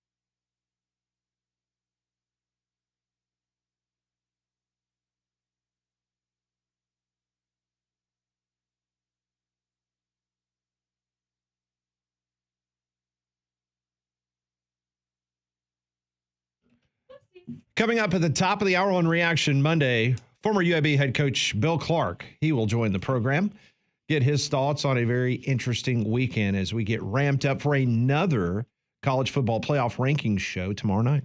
Well, as we move on through football season and the weather cools, make sure your HVAC system is ready for the cold weather on the way. For long-term reliability, a Train Home Comfort System is your answer. And to give you peace of mind right now, you can receive up to a 10-year warranty on parts and labor with select Trane comfort systems. To learn more, go and visit Trane.com. What a game down in Ruston, Louisiana. Jack State taking on the Louisiana Tech Bulldogs. This is the way it sounded on the CBS Sports Network. 4 seconds to go. You're an offensive receiver. Keep that ball alive. Last play. Hail Mary. Huff gets it off. Gets to the end zone. And it's caught! Touchdown! Cam Vaughn behind the pile. Incredible! Jacksonville State comes from behind. They win 44-37 in overtime. Now, what you just heard, Tyler Huff hit Cam Vaughn on a Hail Mary at the end of regulation. But guess what? Jacksonville State missed the extra point that would have won the game. Oh, they just had to set up some more drama. So they go to overtime. Now, Trey Stewart, I've talked about him numerous times this year when you're watching CUSA Tuesday Night Football. He has been a beast. He wasted no time for the Gamecocks, the running back, running 3 times for 25 yards and a touchdown. The JSU defense responded by forcing the Bulldogs to go 4 and out. Stewart rushed for 166 yards and now has over 1,000 on the season. He has the 8th best rushing numbers in all of college football, Trey Stewart of Jacksonville State. That's how good he has been. And Jacksonville State started the season 0-3. They've now won 6 in a row. They're 5-0 in Conference USA. So Rich Rodriguez doing a fantastic job. Tyler Huff, Trey Stewart, those guys are having a well of a season for the Gamecocks. So that was a wild one there in Ruston, Louisiana. So good for them as they get the big win against La Tech. No, been a crazy. Anytime you get plays like that and just the way that it went, because I mean, there's the one in the NFL a couple weeks ago, but it's just very rare that you see a Hail Mary like that where, if I'm not mistaken, it wasn't even tipped or anything. No, it just was, went right over yes. the pack, and there was one JSU receiver behind him. You just don't see it going down that way very often. Also, this weekend, Indiana taking on Michigan. Indiana, number 8 in last week's poll. Curtis Rourke threw 2 touchdown passes. He navigated 2 late drives, one on a field goal, the other to run the clock out, as Indiana now records its first 10-win season in school history. Hoosiers are 7-0 in Big Ten play. The Wolverines fall to 5-5. Think about these 2 programs for a second. The year-over reversals. Michigan went from 15-0 to now 5-5. Indiana from 3-9 to now 10-0. Just a direct opposite. Here is the never disappointing Kirk Cignetti after the game. What are we, 10-0? You are 10-0 for the first time in program history, Coach. Not bad. That was it, and he walked away. That was it. He didn't politic. He didn't say, I don't care what happens from here on out, but we deserve to be in that playoff. Nope. Just keep on chopping that wood. Nope. I'd say, as we heard from him earlier in the year, Google him if you don't know who he is. Yeah. He's got like, a pretty hey, good track record. That's it. Unfortunately, this weekend, UAB, I thought that they had an opportunity to get a win at Protective Stadium. They were up big over UConn, but UConn outscored UAB 21-0 in the fourth quarter. They got the big comeback victory against the Blazers. 3 second-half turnovers did the Blazers in as the Huskies stormed back from a 13-point deficit. So now UAB 2-7. They travel to Memphis coming up this weekend. Best thing that happened to UConn on Saturday was their starting quarterback getting hurt. And then you had the guy that had been the starter, I believe, but coming in, his arm was much different than the guy who had the legs to begin the game. But a lot of good things from UAB. Unfortunately, you're right, Pat. It was turnovers, and that'll doom you every time. Memphis 8-2 on the year. So they welcome the battle for the bones. They have been susceptible on the defensive side of the ball. So, look, UAB's doing a lot of good things on both sides of the ball. And what we've seen, really, if you want to go back the last 4 weeks in the trip to Raymond James against South Florida, and then, of course, the win over Tulsa, and then this past week versus a really good UConn team. You know what was amazing to me, Pat and Conrad, is standing there and looking at the size of the UConn offensive line. They had 3 talented running backs, but their starting running backs 5'7". Their offensive line went 6'6", 6'7". I think the shortest guy on the offensive line was 6'4". But the point being, you imagine with guys that should be playing power forward and then trying to find a 5'7" running back behind them as they're going in and they're blocking. UAB actually did a pretty nice job of doing that. But yeah, disappointing. But hey, as Trent Dilfer said after the game on the postgame show, now our job is to just go and ruin other people's seasons. Yeah. That can be fun. It's a lot of fun. I was about to say, just build momentum for next year. By the way, Get the game versus Rice, 1 o'clock. You're going to get that one next Saturday. 1 o'clock game. And we will have the window for the Charlotte game because they keep that open. Do we get that game on Saturday in Charlotte, Thanksgiving weekend? We get it on Friday, the Black Friday, or do we get it on Saturday? But does Biff wear cutoffs in November? Biff always wears cutoffs. I hope he does. Kidding me? Those big muscles. They don't get cold, Conrad. What? Look at that. It's supposed to get in the 60s. Are you kidding me? No. It's no joke, Pat. About time. My wife has gotten all of our winter wear out of the vacuum sealed packs and now put the other stuff away. She's so good like that. Pat, have you started decorating for Christmas? It's already up. Hey, I got my Christmas village up. It's Our really stuff's exciting. been up for 2 weeks. Man, all right. What about you? No, I staved it off for another week. Bah humbug.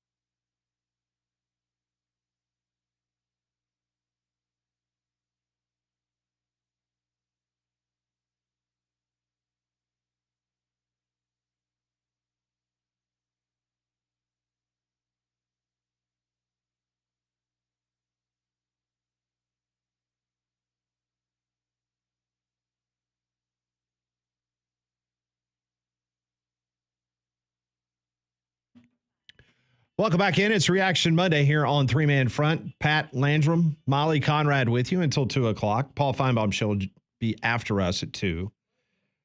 Coach Bill Clark will join us momentarily, get his thoughts on a very active and interesting weekend in the world of college football. Hugh Freeze met with the media earlier today, and he said that quarterback Peyton Thorne did not practice last week due to a shoulder injury suffered against Vanderbilt. Freeze said it today that all 3 backup quarterbacks got significant reps during last week's bye week, including a scrimmage setting. Auburn kicker Alex McPherson, he continues to miss practice. He returned for 1 game against Kentucky, but was unavailable the next week against Vandy. And then Freeze also made a statement about the ongoing situation with transfer portal and NIL. He says you're already having to engage in active conversations to recruit your current rosters, which isn't very fun, and I don't know any coach that's for it. Meanwhile, Kalen DeBoer met with the media about an hour ago down in Tuscaloosa. He mentioned the fact that 4th-year Alabama linebacker Keanu Coate has been suspended. Coach DeBoer said during his press conference that he wasn't going to get into the length or anything like that, but he will not be with the team this weekend. DeBoer also said that Devontae Smith, the outstanding defensive player for Alabama, he was injured in the LSU game. He says throughout the week we will continue to manage. We'll have to see where he's at. I think he'll be fine as the week continues. Speaking of coaches, Coach Bill Clark, presented to us by Donahue Chevrolet every single Monday, joins us on Three Man Front on the Buyers Right Hotline. Coach Clark, hope you're doing well this Monday. I do want to start with what was the most surprising thing to you with Alabama and LSU in Tiger Stadium on Saturday night? Was it the live tiger and the lethargic, or the, I guess you would say, how lethargic that live tiger was in that cage? Or would it have been Alabama, Jalen Milroe seemingly doing whatever they wanted to with the ground game? Yeah, I think obviously the Tiger, I had a live line on my sideline when we played Foley 1 year. So, you don't want to get too close to those things. So he may have been sedated, but where did you get the lion, Coach, real quick? I didn't do it. My team chaplain did it, and he had been looking forward to it all year. He was in there for our pregame talk, and when that thing roared, I think you could have heard it 5 miles away from what I was told. So it definitely woke us up. I thought I'd made a mistake, but we ended up winning that night, so I guess it worked out. But those things will get your attention. But, Alabama was just, gosh, they were so impressive. And, if we go back to what we've been talking about, really a lot of the year, I think they were starting to heed, maybe what they saw last year in Milroe. But let's go back to what we said. We talked about cutting down from, 4 and 5 reads to 1 and 2 reads and take off.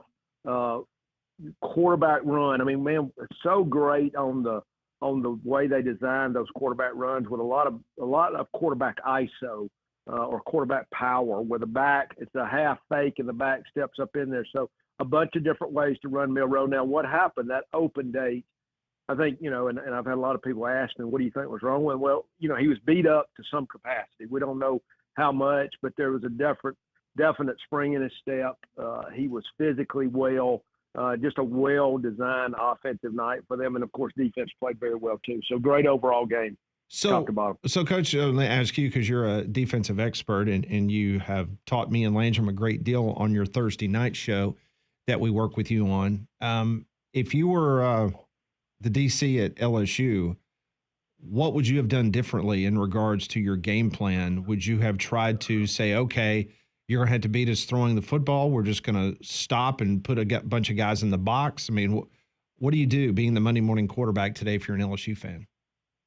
Yeah, that's always who I've been. You're not, one, I want to make you left-handed, and I think you've got to figure, where is somebody starting to make a turn? And I think we started to see that turn with Alabama prior to the open date with the Missouri game. And really probably they may have wanted to run Milroe a little bit more, and he started getting beat up a little bit because they had some really big games in their back-to-back, with Tennessee and their, kind of right, Vandy and Tennessee that were physical games. And I think he just started getting beat up. But I think you've got to get people up on the box, man coverage, and make those guys beat you over the top. And that doesn't mean they can't do it, but I sure don't want to let him beat me with his feet. Coach Bill Clark, presented to us by Donahue Chevrolet. All of our guests join us on the Buyers Right Hotline. let's go to Oxford, Mississippi. I said I'd believe it when I saw it, but Ole Miss not only impressive in the first half with a halftime lead, but for 4 quarters and having their way with the Georgia Bulldogs. What did you see that impressed you the most about the Rebels on Saturday? I think just their physical play. I think that's been the question mark really for years, is just really the defense. And I think, to be honest with you, I saw, Coach Kiffin do some things probably might have even been considered conservative, where he took some field goals, and really what I would say is the smart play. And I think aggressive, yes, but, I think he was probably a little bit smarter on some of those calls that I thought, maybe, where people always say you go for every one of those, and he took some field goals. But I think it was just a top to bottom dominant performance. You had the funky weather, but they handled it. They were physical, and I think that's the physicality and how their defense played really stood out to me. All right, so who else impressed you over the weekend, Coach? Was there anybody else from a national perspective? I know we got the college football playoff rankings tomorrow night, but outside of those 2 games we just brought up, what else impressed you? Well, just off the top of the head, the SEC, you got to think South Carolina was impressive. Texas was so dominant in that game with Florida. I mean, my gosh, that was just a dominant performance. We got the one that was probably past all our bedtimes, but the BYU game, we always have to mention BYU is still undefeated, even though there was a questionable call there at the end. But Indiana, I think they're for real. We're going to know a lot about Indiana. I look forward to us talking about that in my show, that Indiana-Ohio State matchup this weekend as well. Another tough one inside of Protective Stadium with UAB leading UConn at the half, but it was the turnovers in the second half that really told the story. What were your thoughts from what we saw from the Huskies and the Blazers? Yeah, obviously I think you got a Connecticut team that that really had played well, 6-3.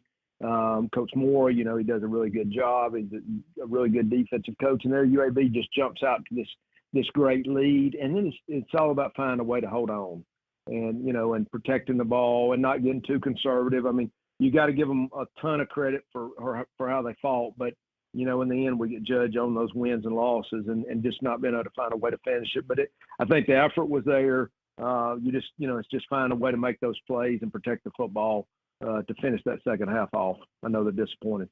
Coach, in regards to the Heisman Trophy, and we kind of mentioned it a little bit when we join you on Thursdays on your show, and Ashton Genty continues to put up huge numbers out at Boise, but you got Sampson, the running back at Tennessee, not getting as much love.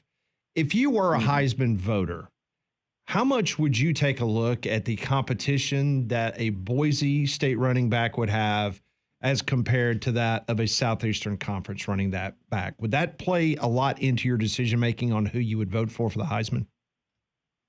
I do. I think it's relative to who's blocking for him as well. If you got, obviously you got some different O-linemen probably at Boise than maybe you have for some of these other guys. But I think you do have to factor competition in.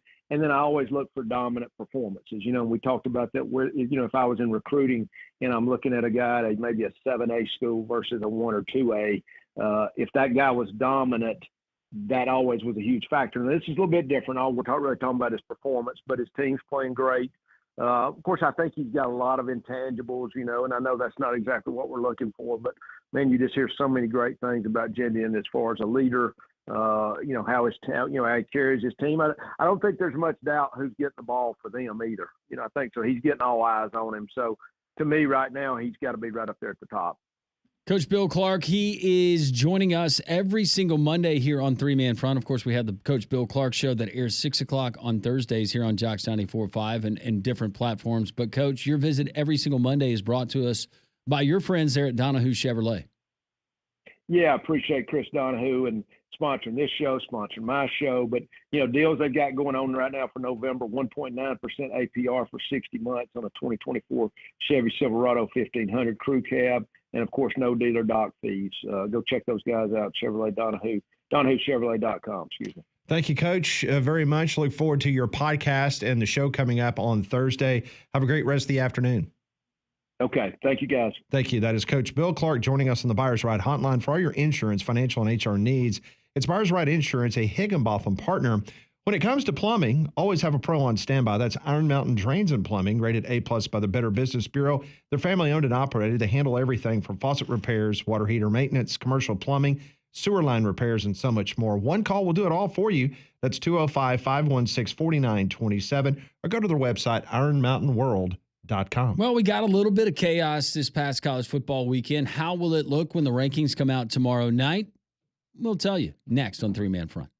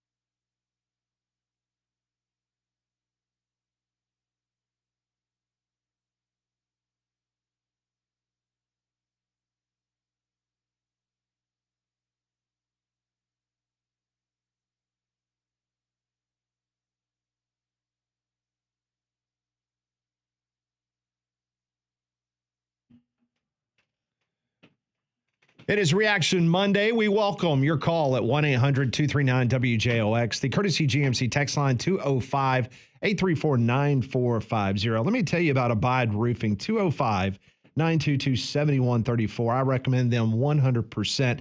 One of the guys in charge over there is a good friend of mine, Travis Lloyd. I talked to him on Friday night. He put a new roof on my home a few years back. He did just an exceptional job. Earlier this year, Travis gathered all these really talented guys and created Abide Roofing. The Abide Roofing team has tons of experience and industry knowledge. They're using the absolutely best products, but even more than that, they care about your experience. That means constant communication and a follow-up from the Abide Roofing team. When Travis worked on my home, everything was top-notch, from the customer service to giving me a timeline of events. He even helped me jump through all the hoops. He was on my roof multiple times, hours at a time, with my insurance adjuster to make sure that I was taken care of from my insurance company. There's a lot of roofing companies out there, but there's only one, Abide Roofing. Call them today, 205-922-7134. Go to their website, abideroof.com. If you missed it, there's been a viral video going out after the Georgia-Ole Miss game of a former Alabama player that now plays at Georgia. He found himself in a little bit of hot water because he was on video jumping around, looked like he was celebrating on the field when thousands of people rushed the field. Take a listen to what Kirby Smart had to say at his press conference this morning. Yeah, what an idiot. I mean, just stupid. I didn't see it till today, but he's embarrassed about it. He's upset about it. That's obviously a childhood friend of his. He grew up and played with there at Buford and knows him, hadn't seen him in forever, but just not real smart. But to be honest with you, I don't have time to waste energy on that. I mean, you know what I'm saying? Like my focus is on Tennessee. I'm not worried about that. Well, Kirby, he said obviously, but no, it was not obvious. So I'm a Georgia fan and I'm watching that after the game. No, I'm going to take exception to it. Well, there's a video, and whether it was taken out of context or whatever the situation, it was just a bad look because you have Carson Beck, who continues to throw as many interceptions as he possibly can throw as the quarterback for Georgia. He's on the sideline, sitting on the bench, and he was laughing. That's not a very good look. Just like it wasn't a good look when I said that when Jalen Milroe was sitting on the bench at Vanderbilt and the defense needed a third down stop and Jalen Milroe's not in the white area rooting his defense on. He's a team captain, but he was on the bench. Him laughing on the bench, Carson Beck, a bad look. Then when you lose and you've got a player that is on the field dancing with fans after a loss, if I'm a Georgia fan, I'm pissed off. Well, it doesn't matter if it was a good friend or not. Let's just say they get together before the game. Yeah. Are you going to go out there outside of the stadium? You see a buddy, a childhood friend, and you're both just going to start simultaneously jumping together? That could come off as weird. It's just me. Maybe, No. Conrad, you do that with some of your childhood friends that you haven't seen. Well, no, I was I don't just think going to that's say normal. in College Station, you might not bat an eye at that, but in. Well, that's different. That's different. Well, would it make y'all feel better to know that the Georgia player went to the Notes app on his iPhone and published a response? Was it all bold? It was not actually. No, he didn't go with the bold font. No, he did not. And there's no emojis either. It's just text. Can you read us that, please? I can do that. So this was Jake Pope. He posted this on his social media accounts a few moments ago. But quote, I wanted to address the videos that have been put out after the Ole Miss game. First and foremost, I want to say sorry for the way it was taken out of perspective and has caused distractions/commotion for my teammates and coaches. This is not representative of who I am in any way.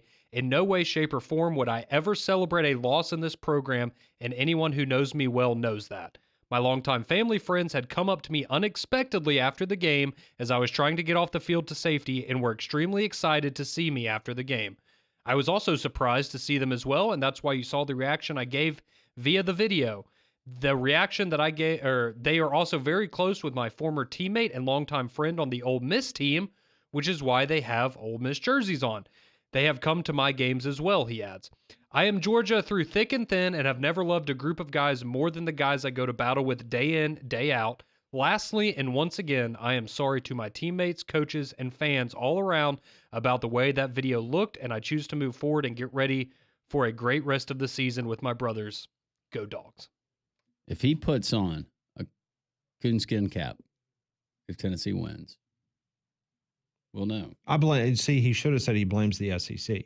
If the SEC had a stronger policy against fans charging the field, then he would have never been put in that temptation. Was he paid by Alabama to leave to go to Georgia as a plant?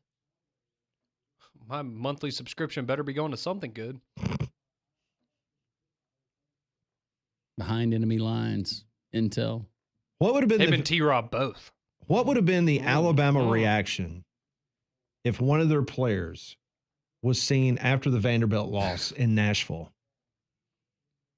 Sees an old high school buddy and they start dancing around at midfield after the Vandy loss. Oh.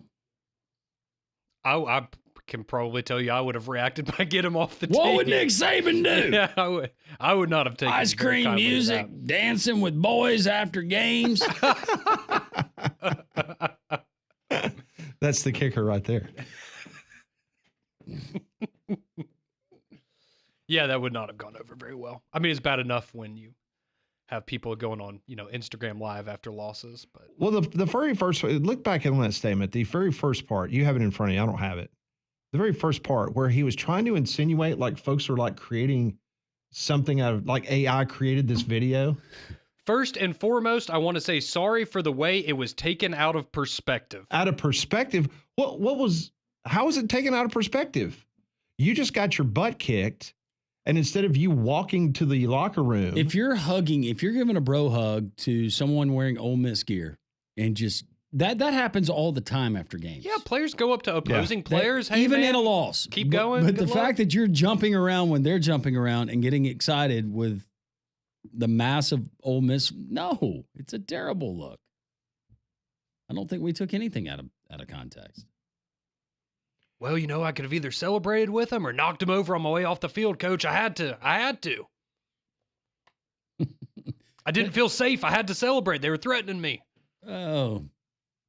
Speaking of taking stuff out of context, so Colorado, don't look now, but Colorado, I think they're going to be a team that's going to be. They were solid for me on Saturday. That's going to be a team when you start talking about this college football playoff. Yeah. Pay very close attention to where they're going to be in these numbers that come out tomorrow night. So Colorado, they find themselves with a 41-27 win. They were number 20 in the polls last week. Shedeur Sanders threw 2 touchdown passes, ran for another score. Travis Hunter continues to dominate. I think he's right now probably going to win the Heisman Trophy. He had 9 catches, 99 yards. Colorado snaps a 9-game November losing streak by going to Lubbock. It was the Buffs' first November road win in a non-COVID season since 2016. It had been since 2016 that they won a game in the month of November away from Boulder. That was weird. So during the game, the fans there in Lubbock started throwing things on the field. Matter of fact, they were throwing tortillas on the field. Matter of fact, Shedeur Sanders signed a tortilla after the game, and he posed with other members of the Texas Tech band. So who's taking it in stride? Take a listen to what Coach Prime had to say about all the stuff being thrown on the field. Yeah, they've thrown everything but my mom at me. In my career, you got to understand, I played baseball and football, so batteries and all kind of stuff. So this is normal. So we tried to prepare our young men for that. Thank God, a tortilla, that's what you call it, right? It's soft. It's not hard. But when they start throwing the water bottles and those other objects, that's when you got to alarm the officials and say, okay, now, tortillas is one thing, but water bottles and other things, that get a little crazy. But I'm thankful. I think Joey grabbed the microphone and tried. And it was a timeout, and one of his kids was down, and he said, man, I apologize. I said, no, I had to do it last week. So I had to do the same thing. I had to grab the microphone and talk to our students as well about throwing things. So he handled it professionally, and that's indicative to who he is.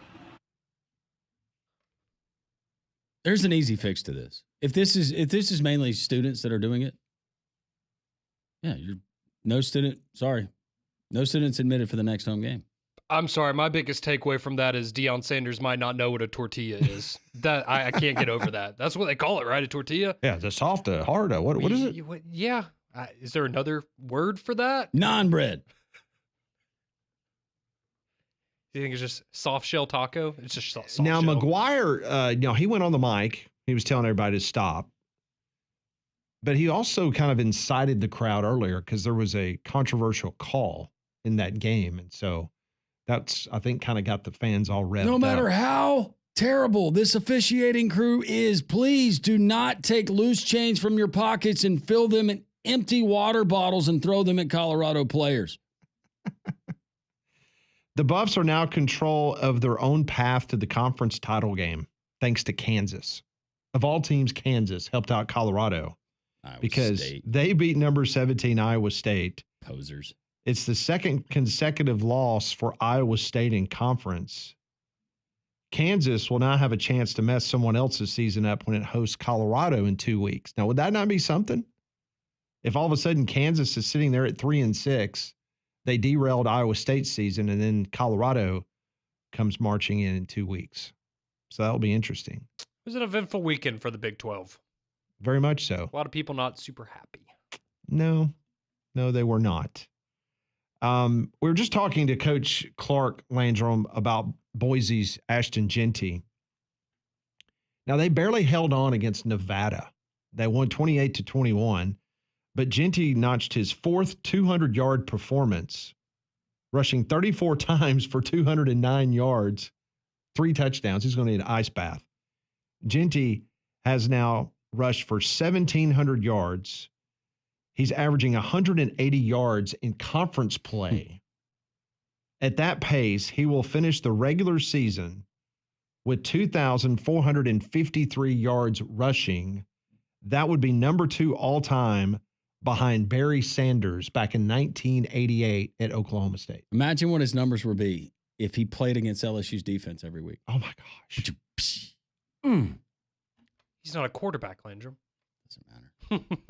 Boise State got its 7th consecutive victory. Boise State's now 8-1, 5-0 in the Mountain West, and that one loss came to the number 1 team in America. And here's my thing with that kind of drives me crazy with Heisman stuff sometimes is I understand quarterbacks are going to get the benefit of the doubt more often than not. But if you look at the odds right now, Dylan Gabriel has now leapfrogged Jeanty because, like you're saying, Travis Hunter's now the favorite. Then you have Dylan Gabriel and then Jeanty.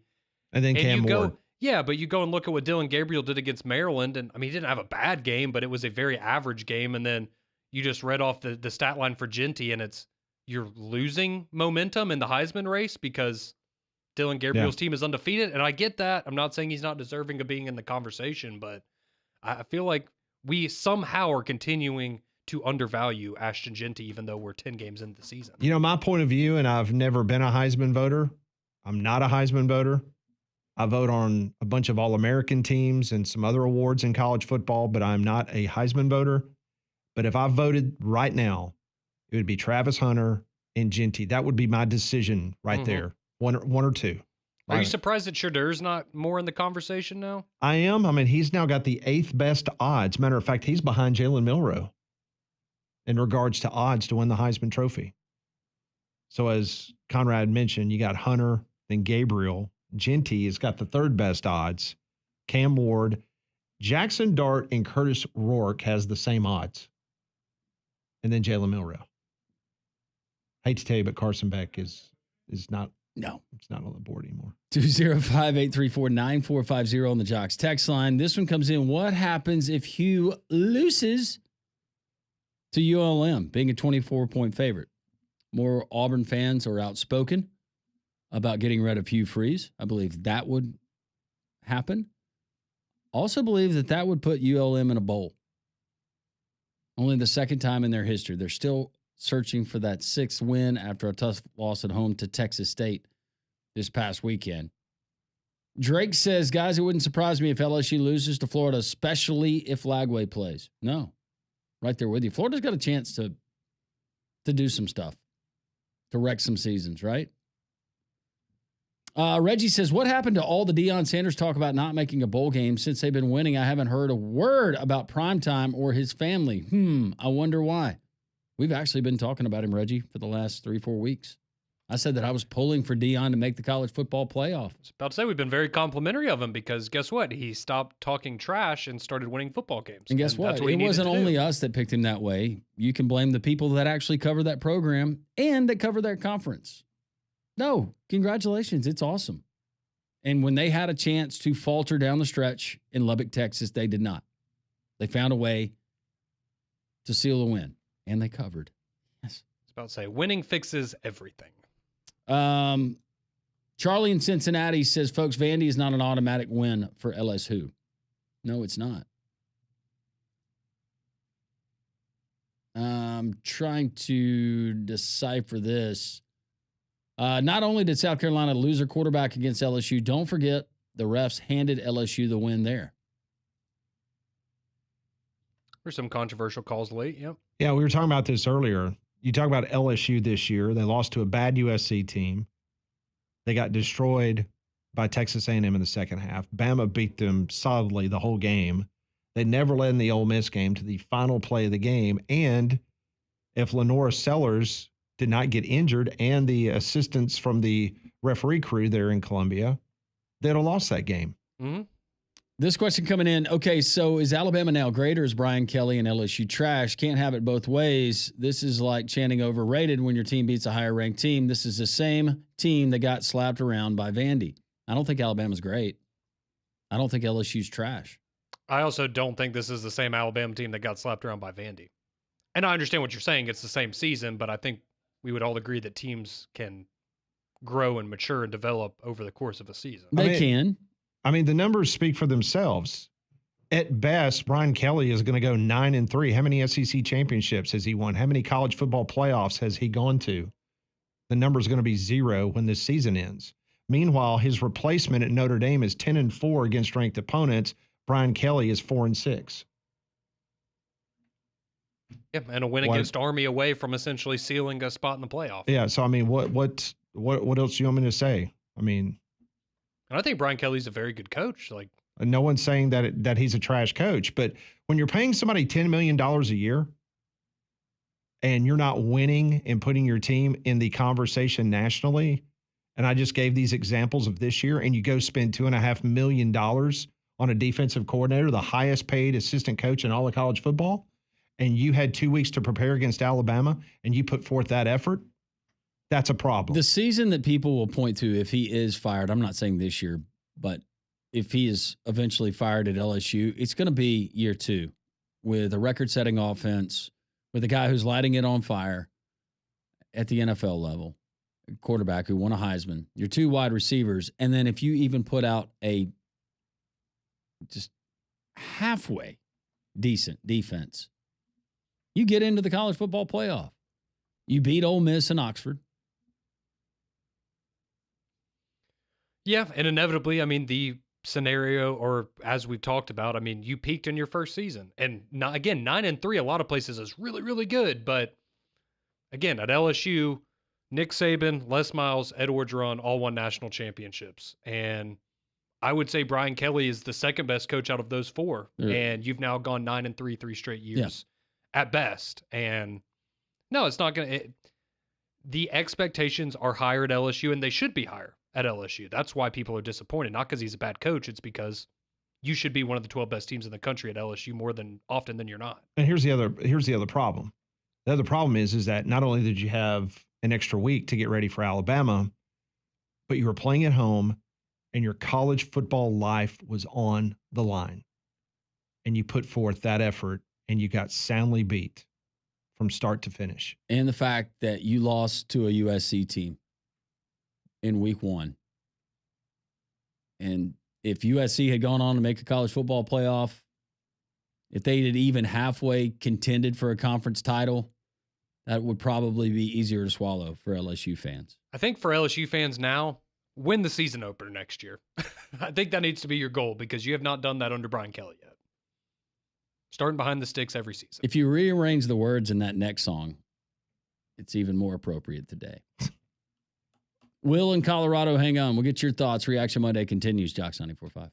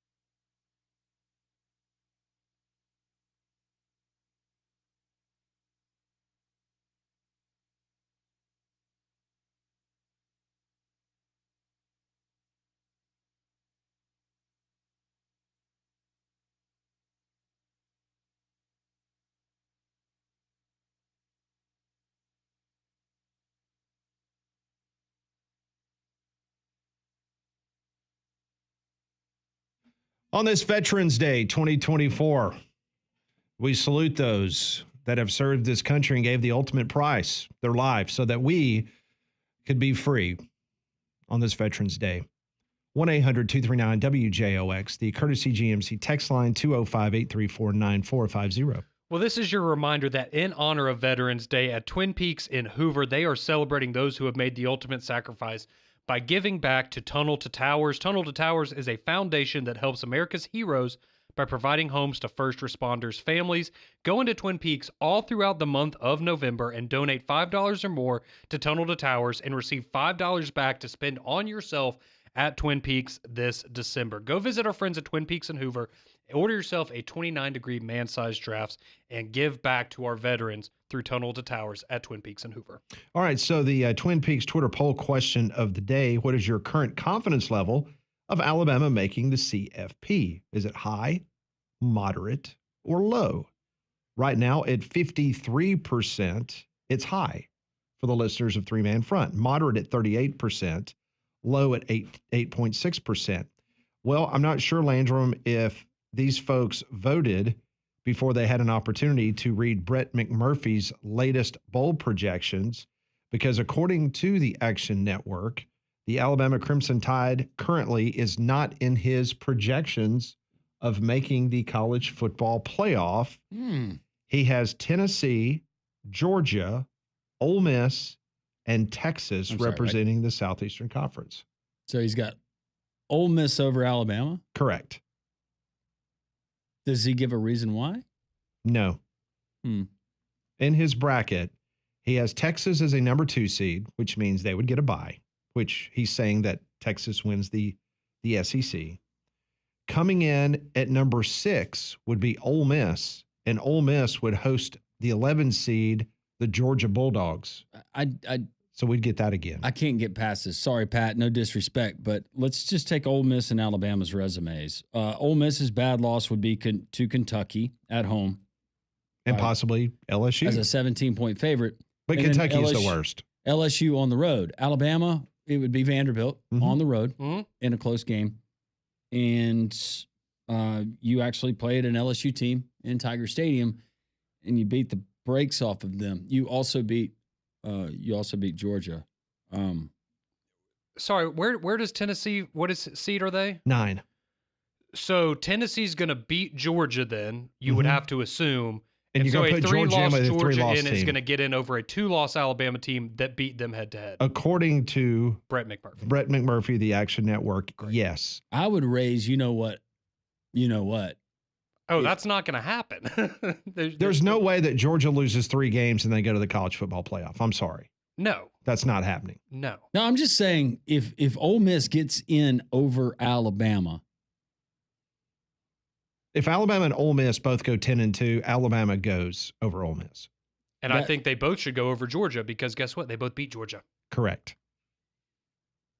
I agree. But that also makes no sense that he would then have Tennessee, or I guess he would have Georgia in. Either Georgia beats Tennessee and then they're ranked below them in the final rankings, or they have 3 losses and go over an Alabama team that has 2 losses. So he's got Texas as a 2 seed, Ole Miss as a 6, Tennessee as a 9, and Georgia as an 11. Well, they're called opinions because everyone has one, but some aren't very good, in my opinion. Let's go to Will. He's in Colorado. Will, welcome in. Hey, I'm not in Colorado. I'm actually here in the Ham. I was going to ask you a question about Colorado, but just a couple things. Anybody heard from Bama Hater this morning? Yes. He called. Absolutely. And he absolutely ripped Miami a new one. Oh, finally. Well, that's good. I'm glad he called in. That was a little bit more than I expected for him, but that's great. One other thing, Pat does a great job of play-by-play for the Huskies. I was very impressed. I listened to it on NFHS, and he did a really good job, Pat. We appreciate that. Well, thank you very much. I'm very humbled that you would say that. Thank you. Yeah, I don't know if y'all saw Shedeur Sanders when he scored. I think he had a running touchdown, and the ball boy knocked the ball out of his hand from Texas Tech. And then the little brother that is like I guess he's like Cooper Manning of the Sanders Shiloh comes over and starts cussing the ball boy out? No, I did not see that part. No, I didn't see it. Oh yeah, he does. He comes over and drops the F-bomb on him a few times or whatever. I didn't know. I know y'all were talking about Colorado. I wasn't sure if you saw that, but maybe Conrad can look it up and show it to you. It's ridiculous. I mean, the ball boy shouldn't have knocked it. No, ball boy. Yeah, ball boy. Come on, man. Know your role. You don't do that. Exactly. I just have one more thing. Is what is FSU? I don't think they can afford to get rid of him. But what is FSU going to do with Mike Norvell?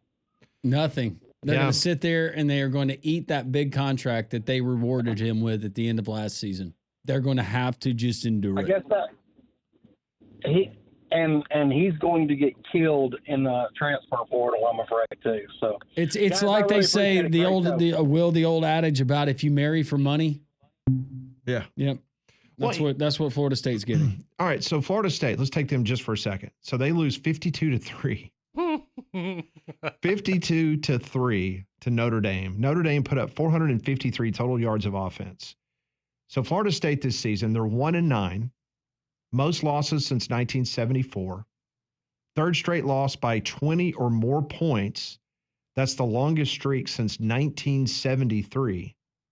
Third loss by 49 or more points since 2018.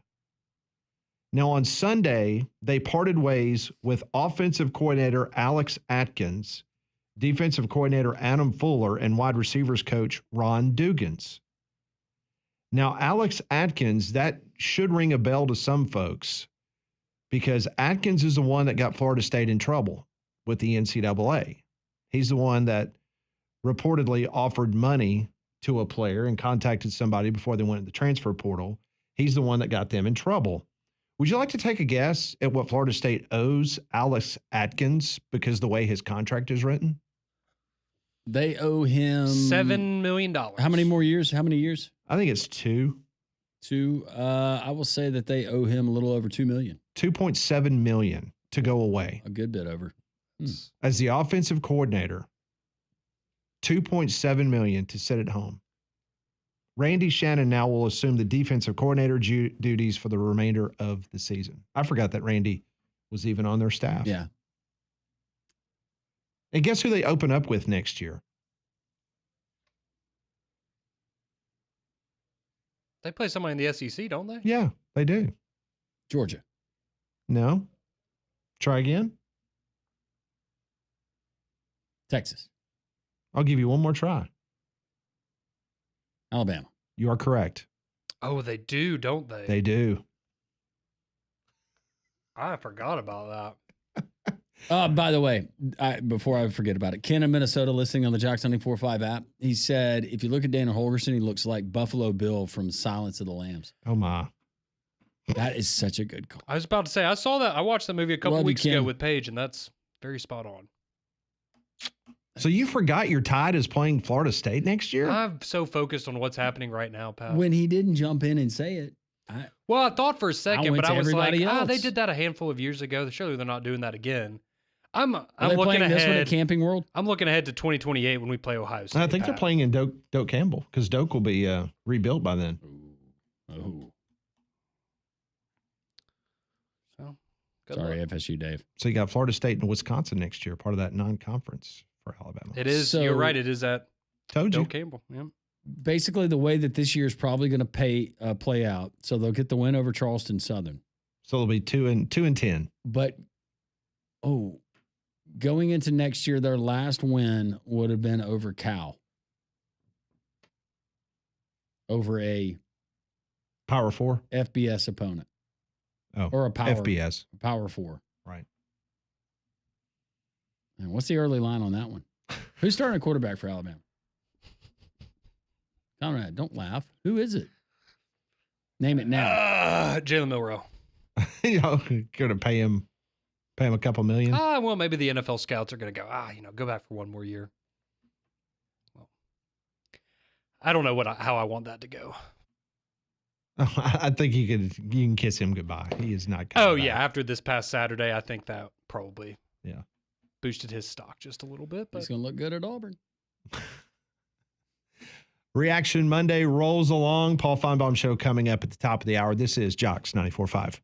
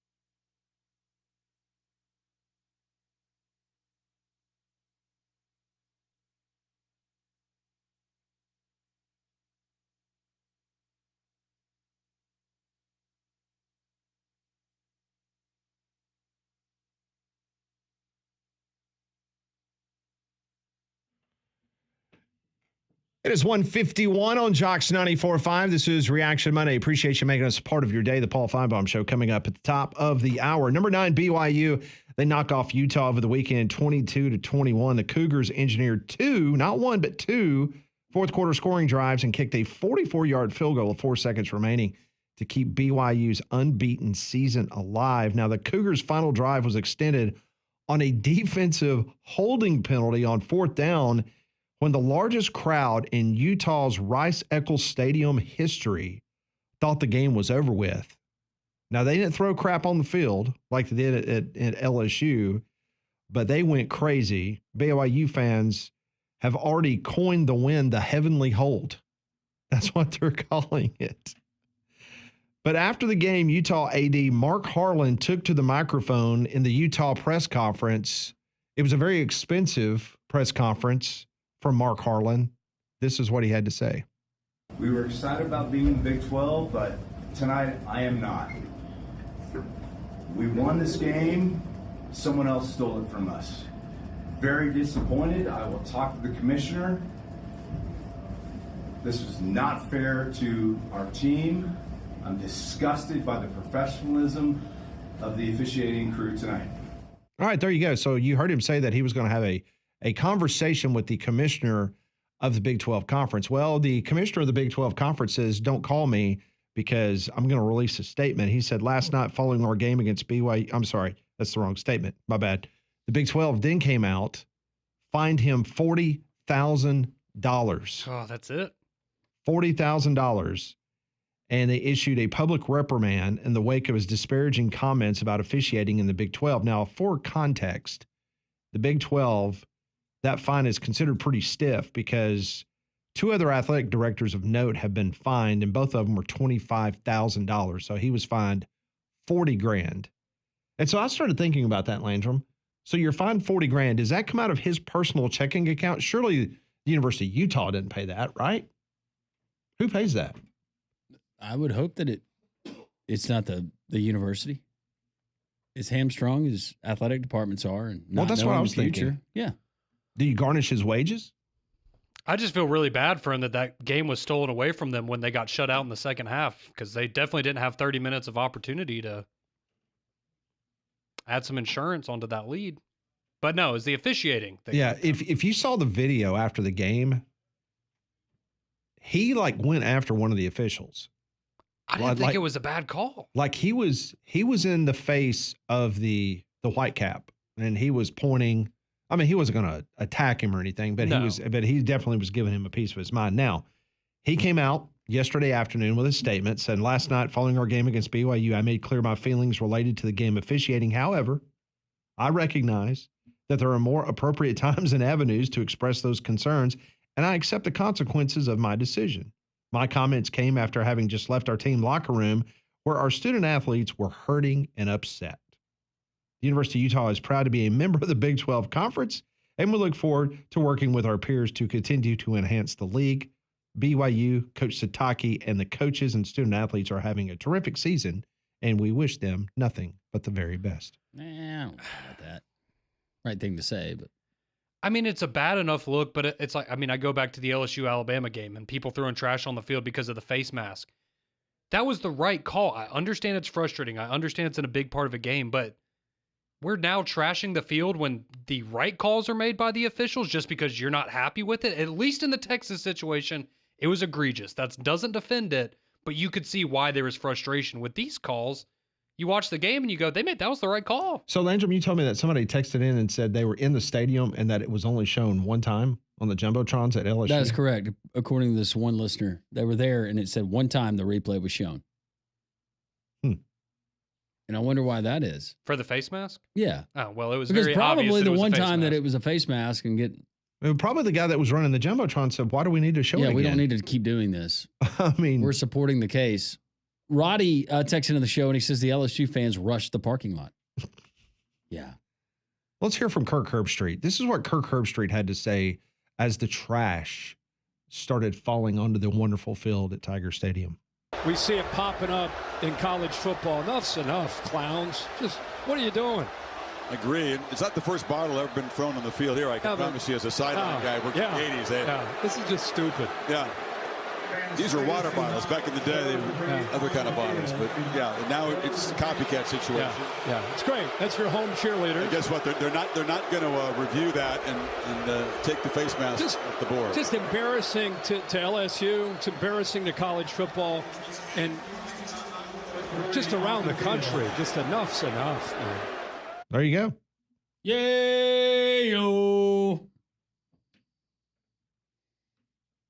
Put that trash in a receptacle, kid.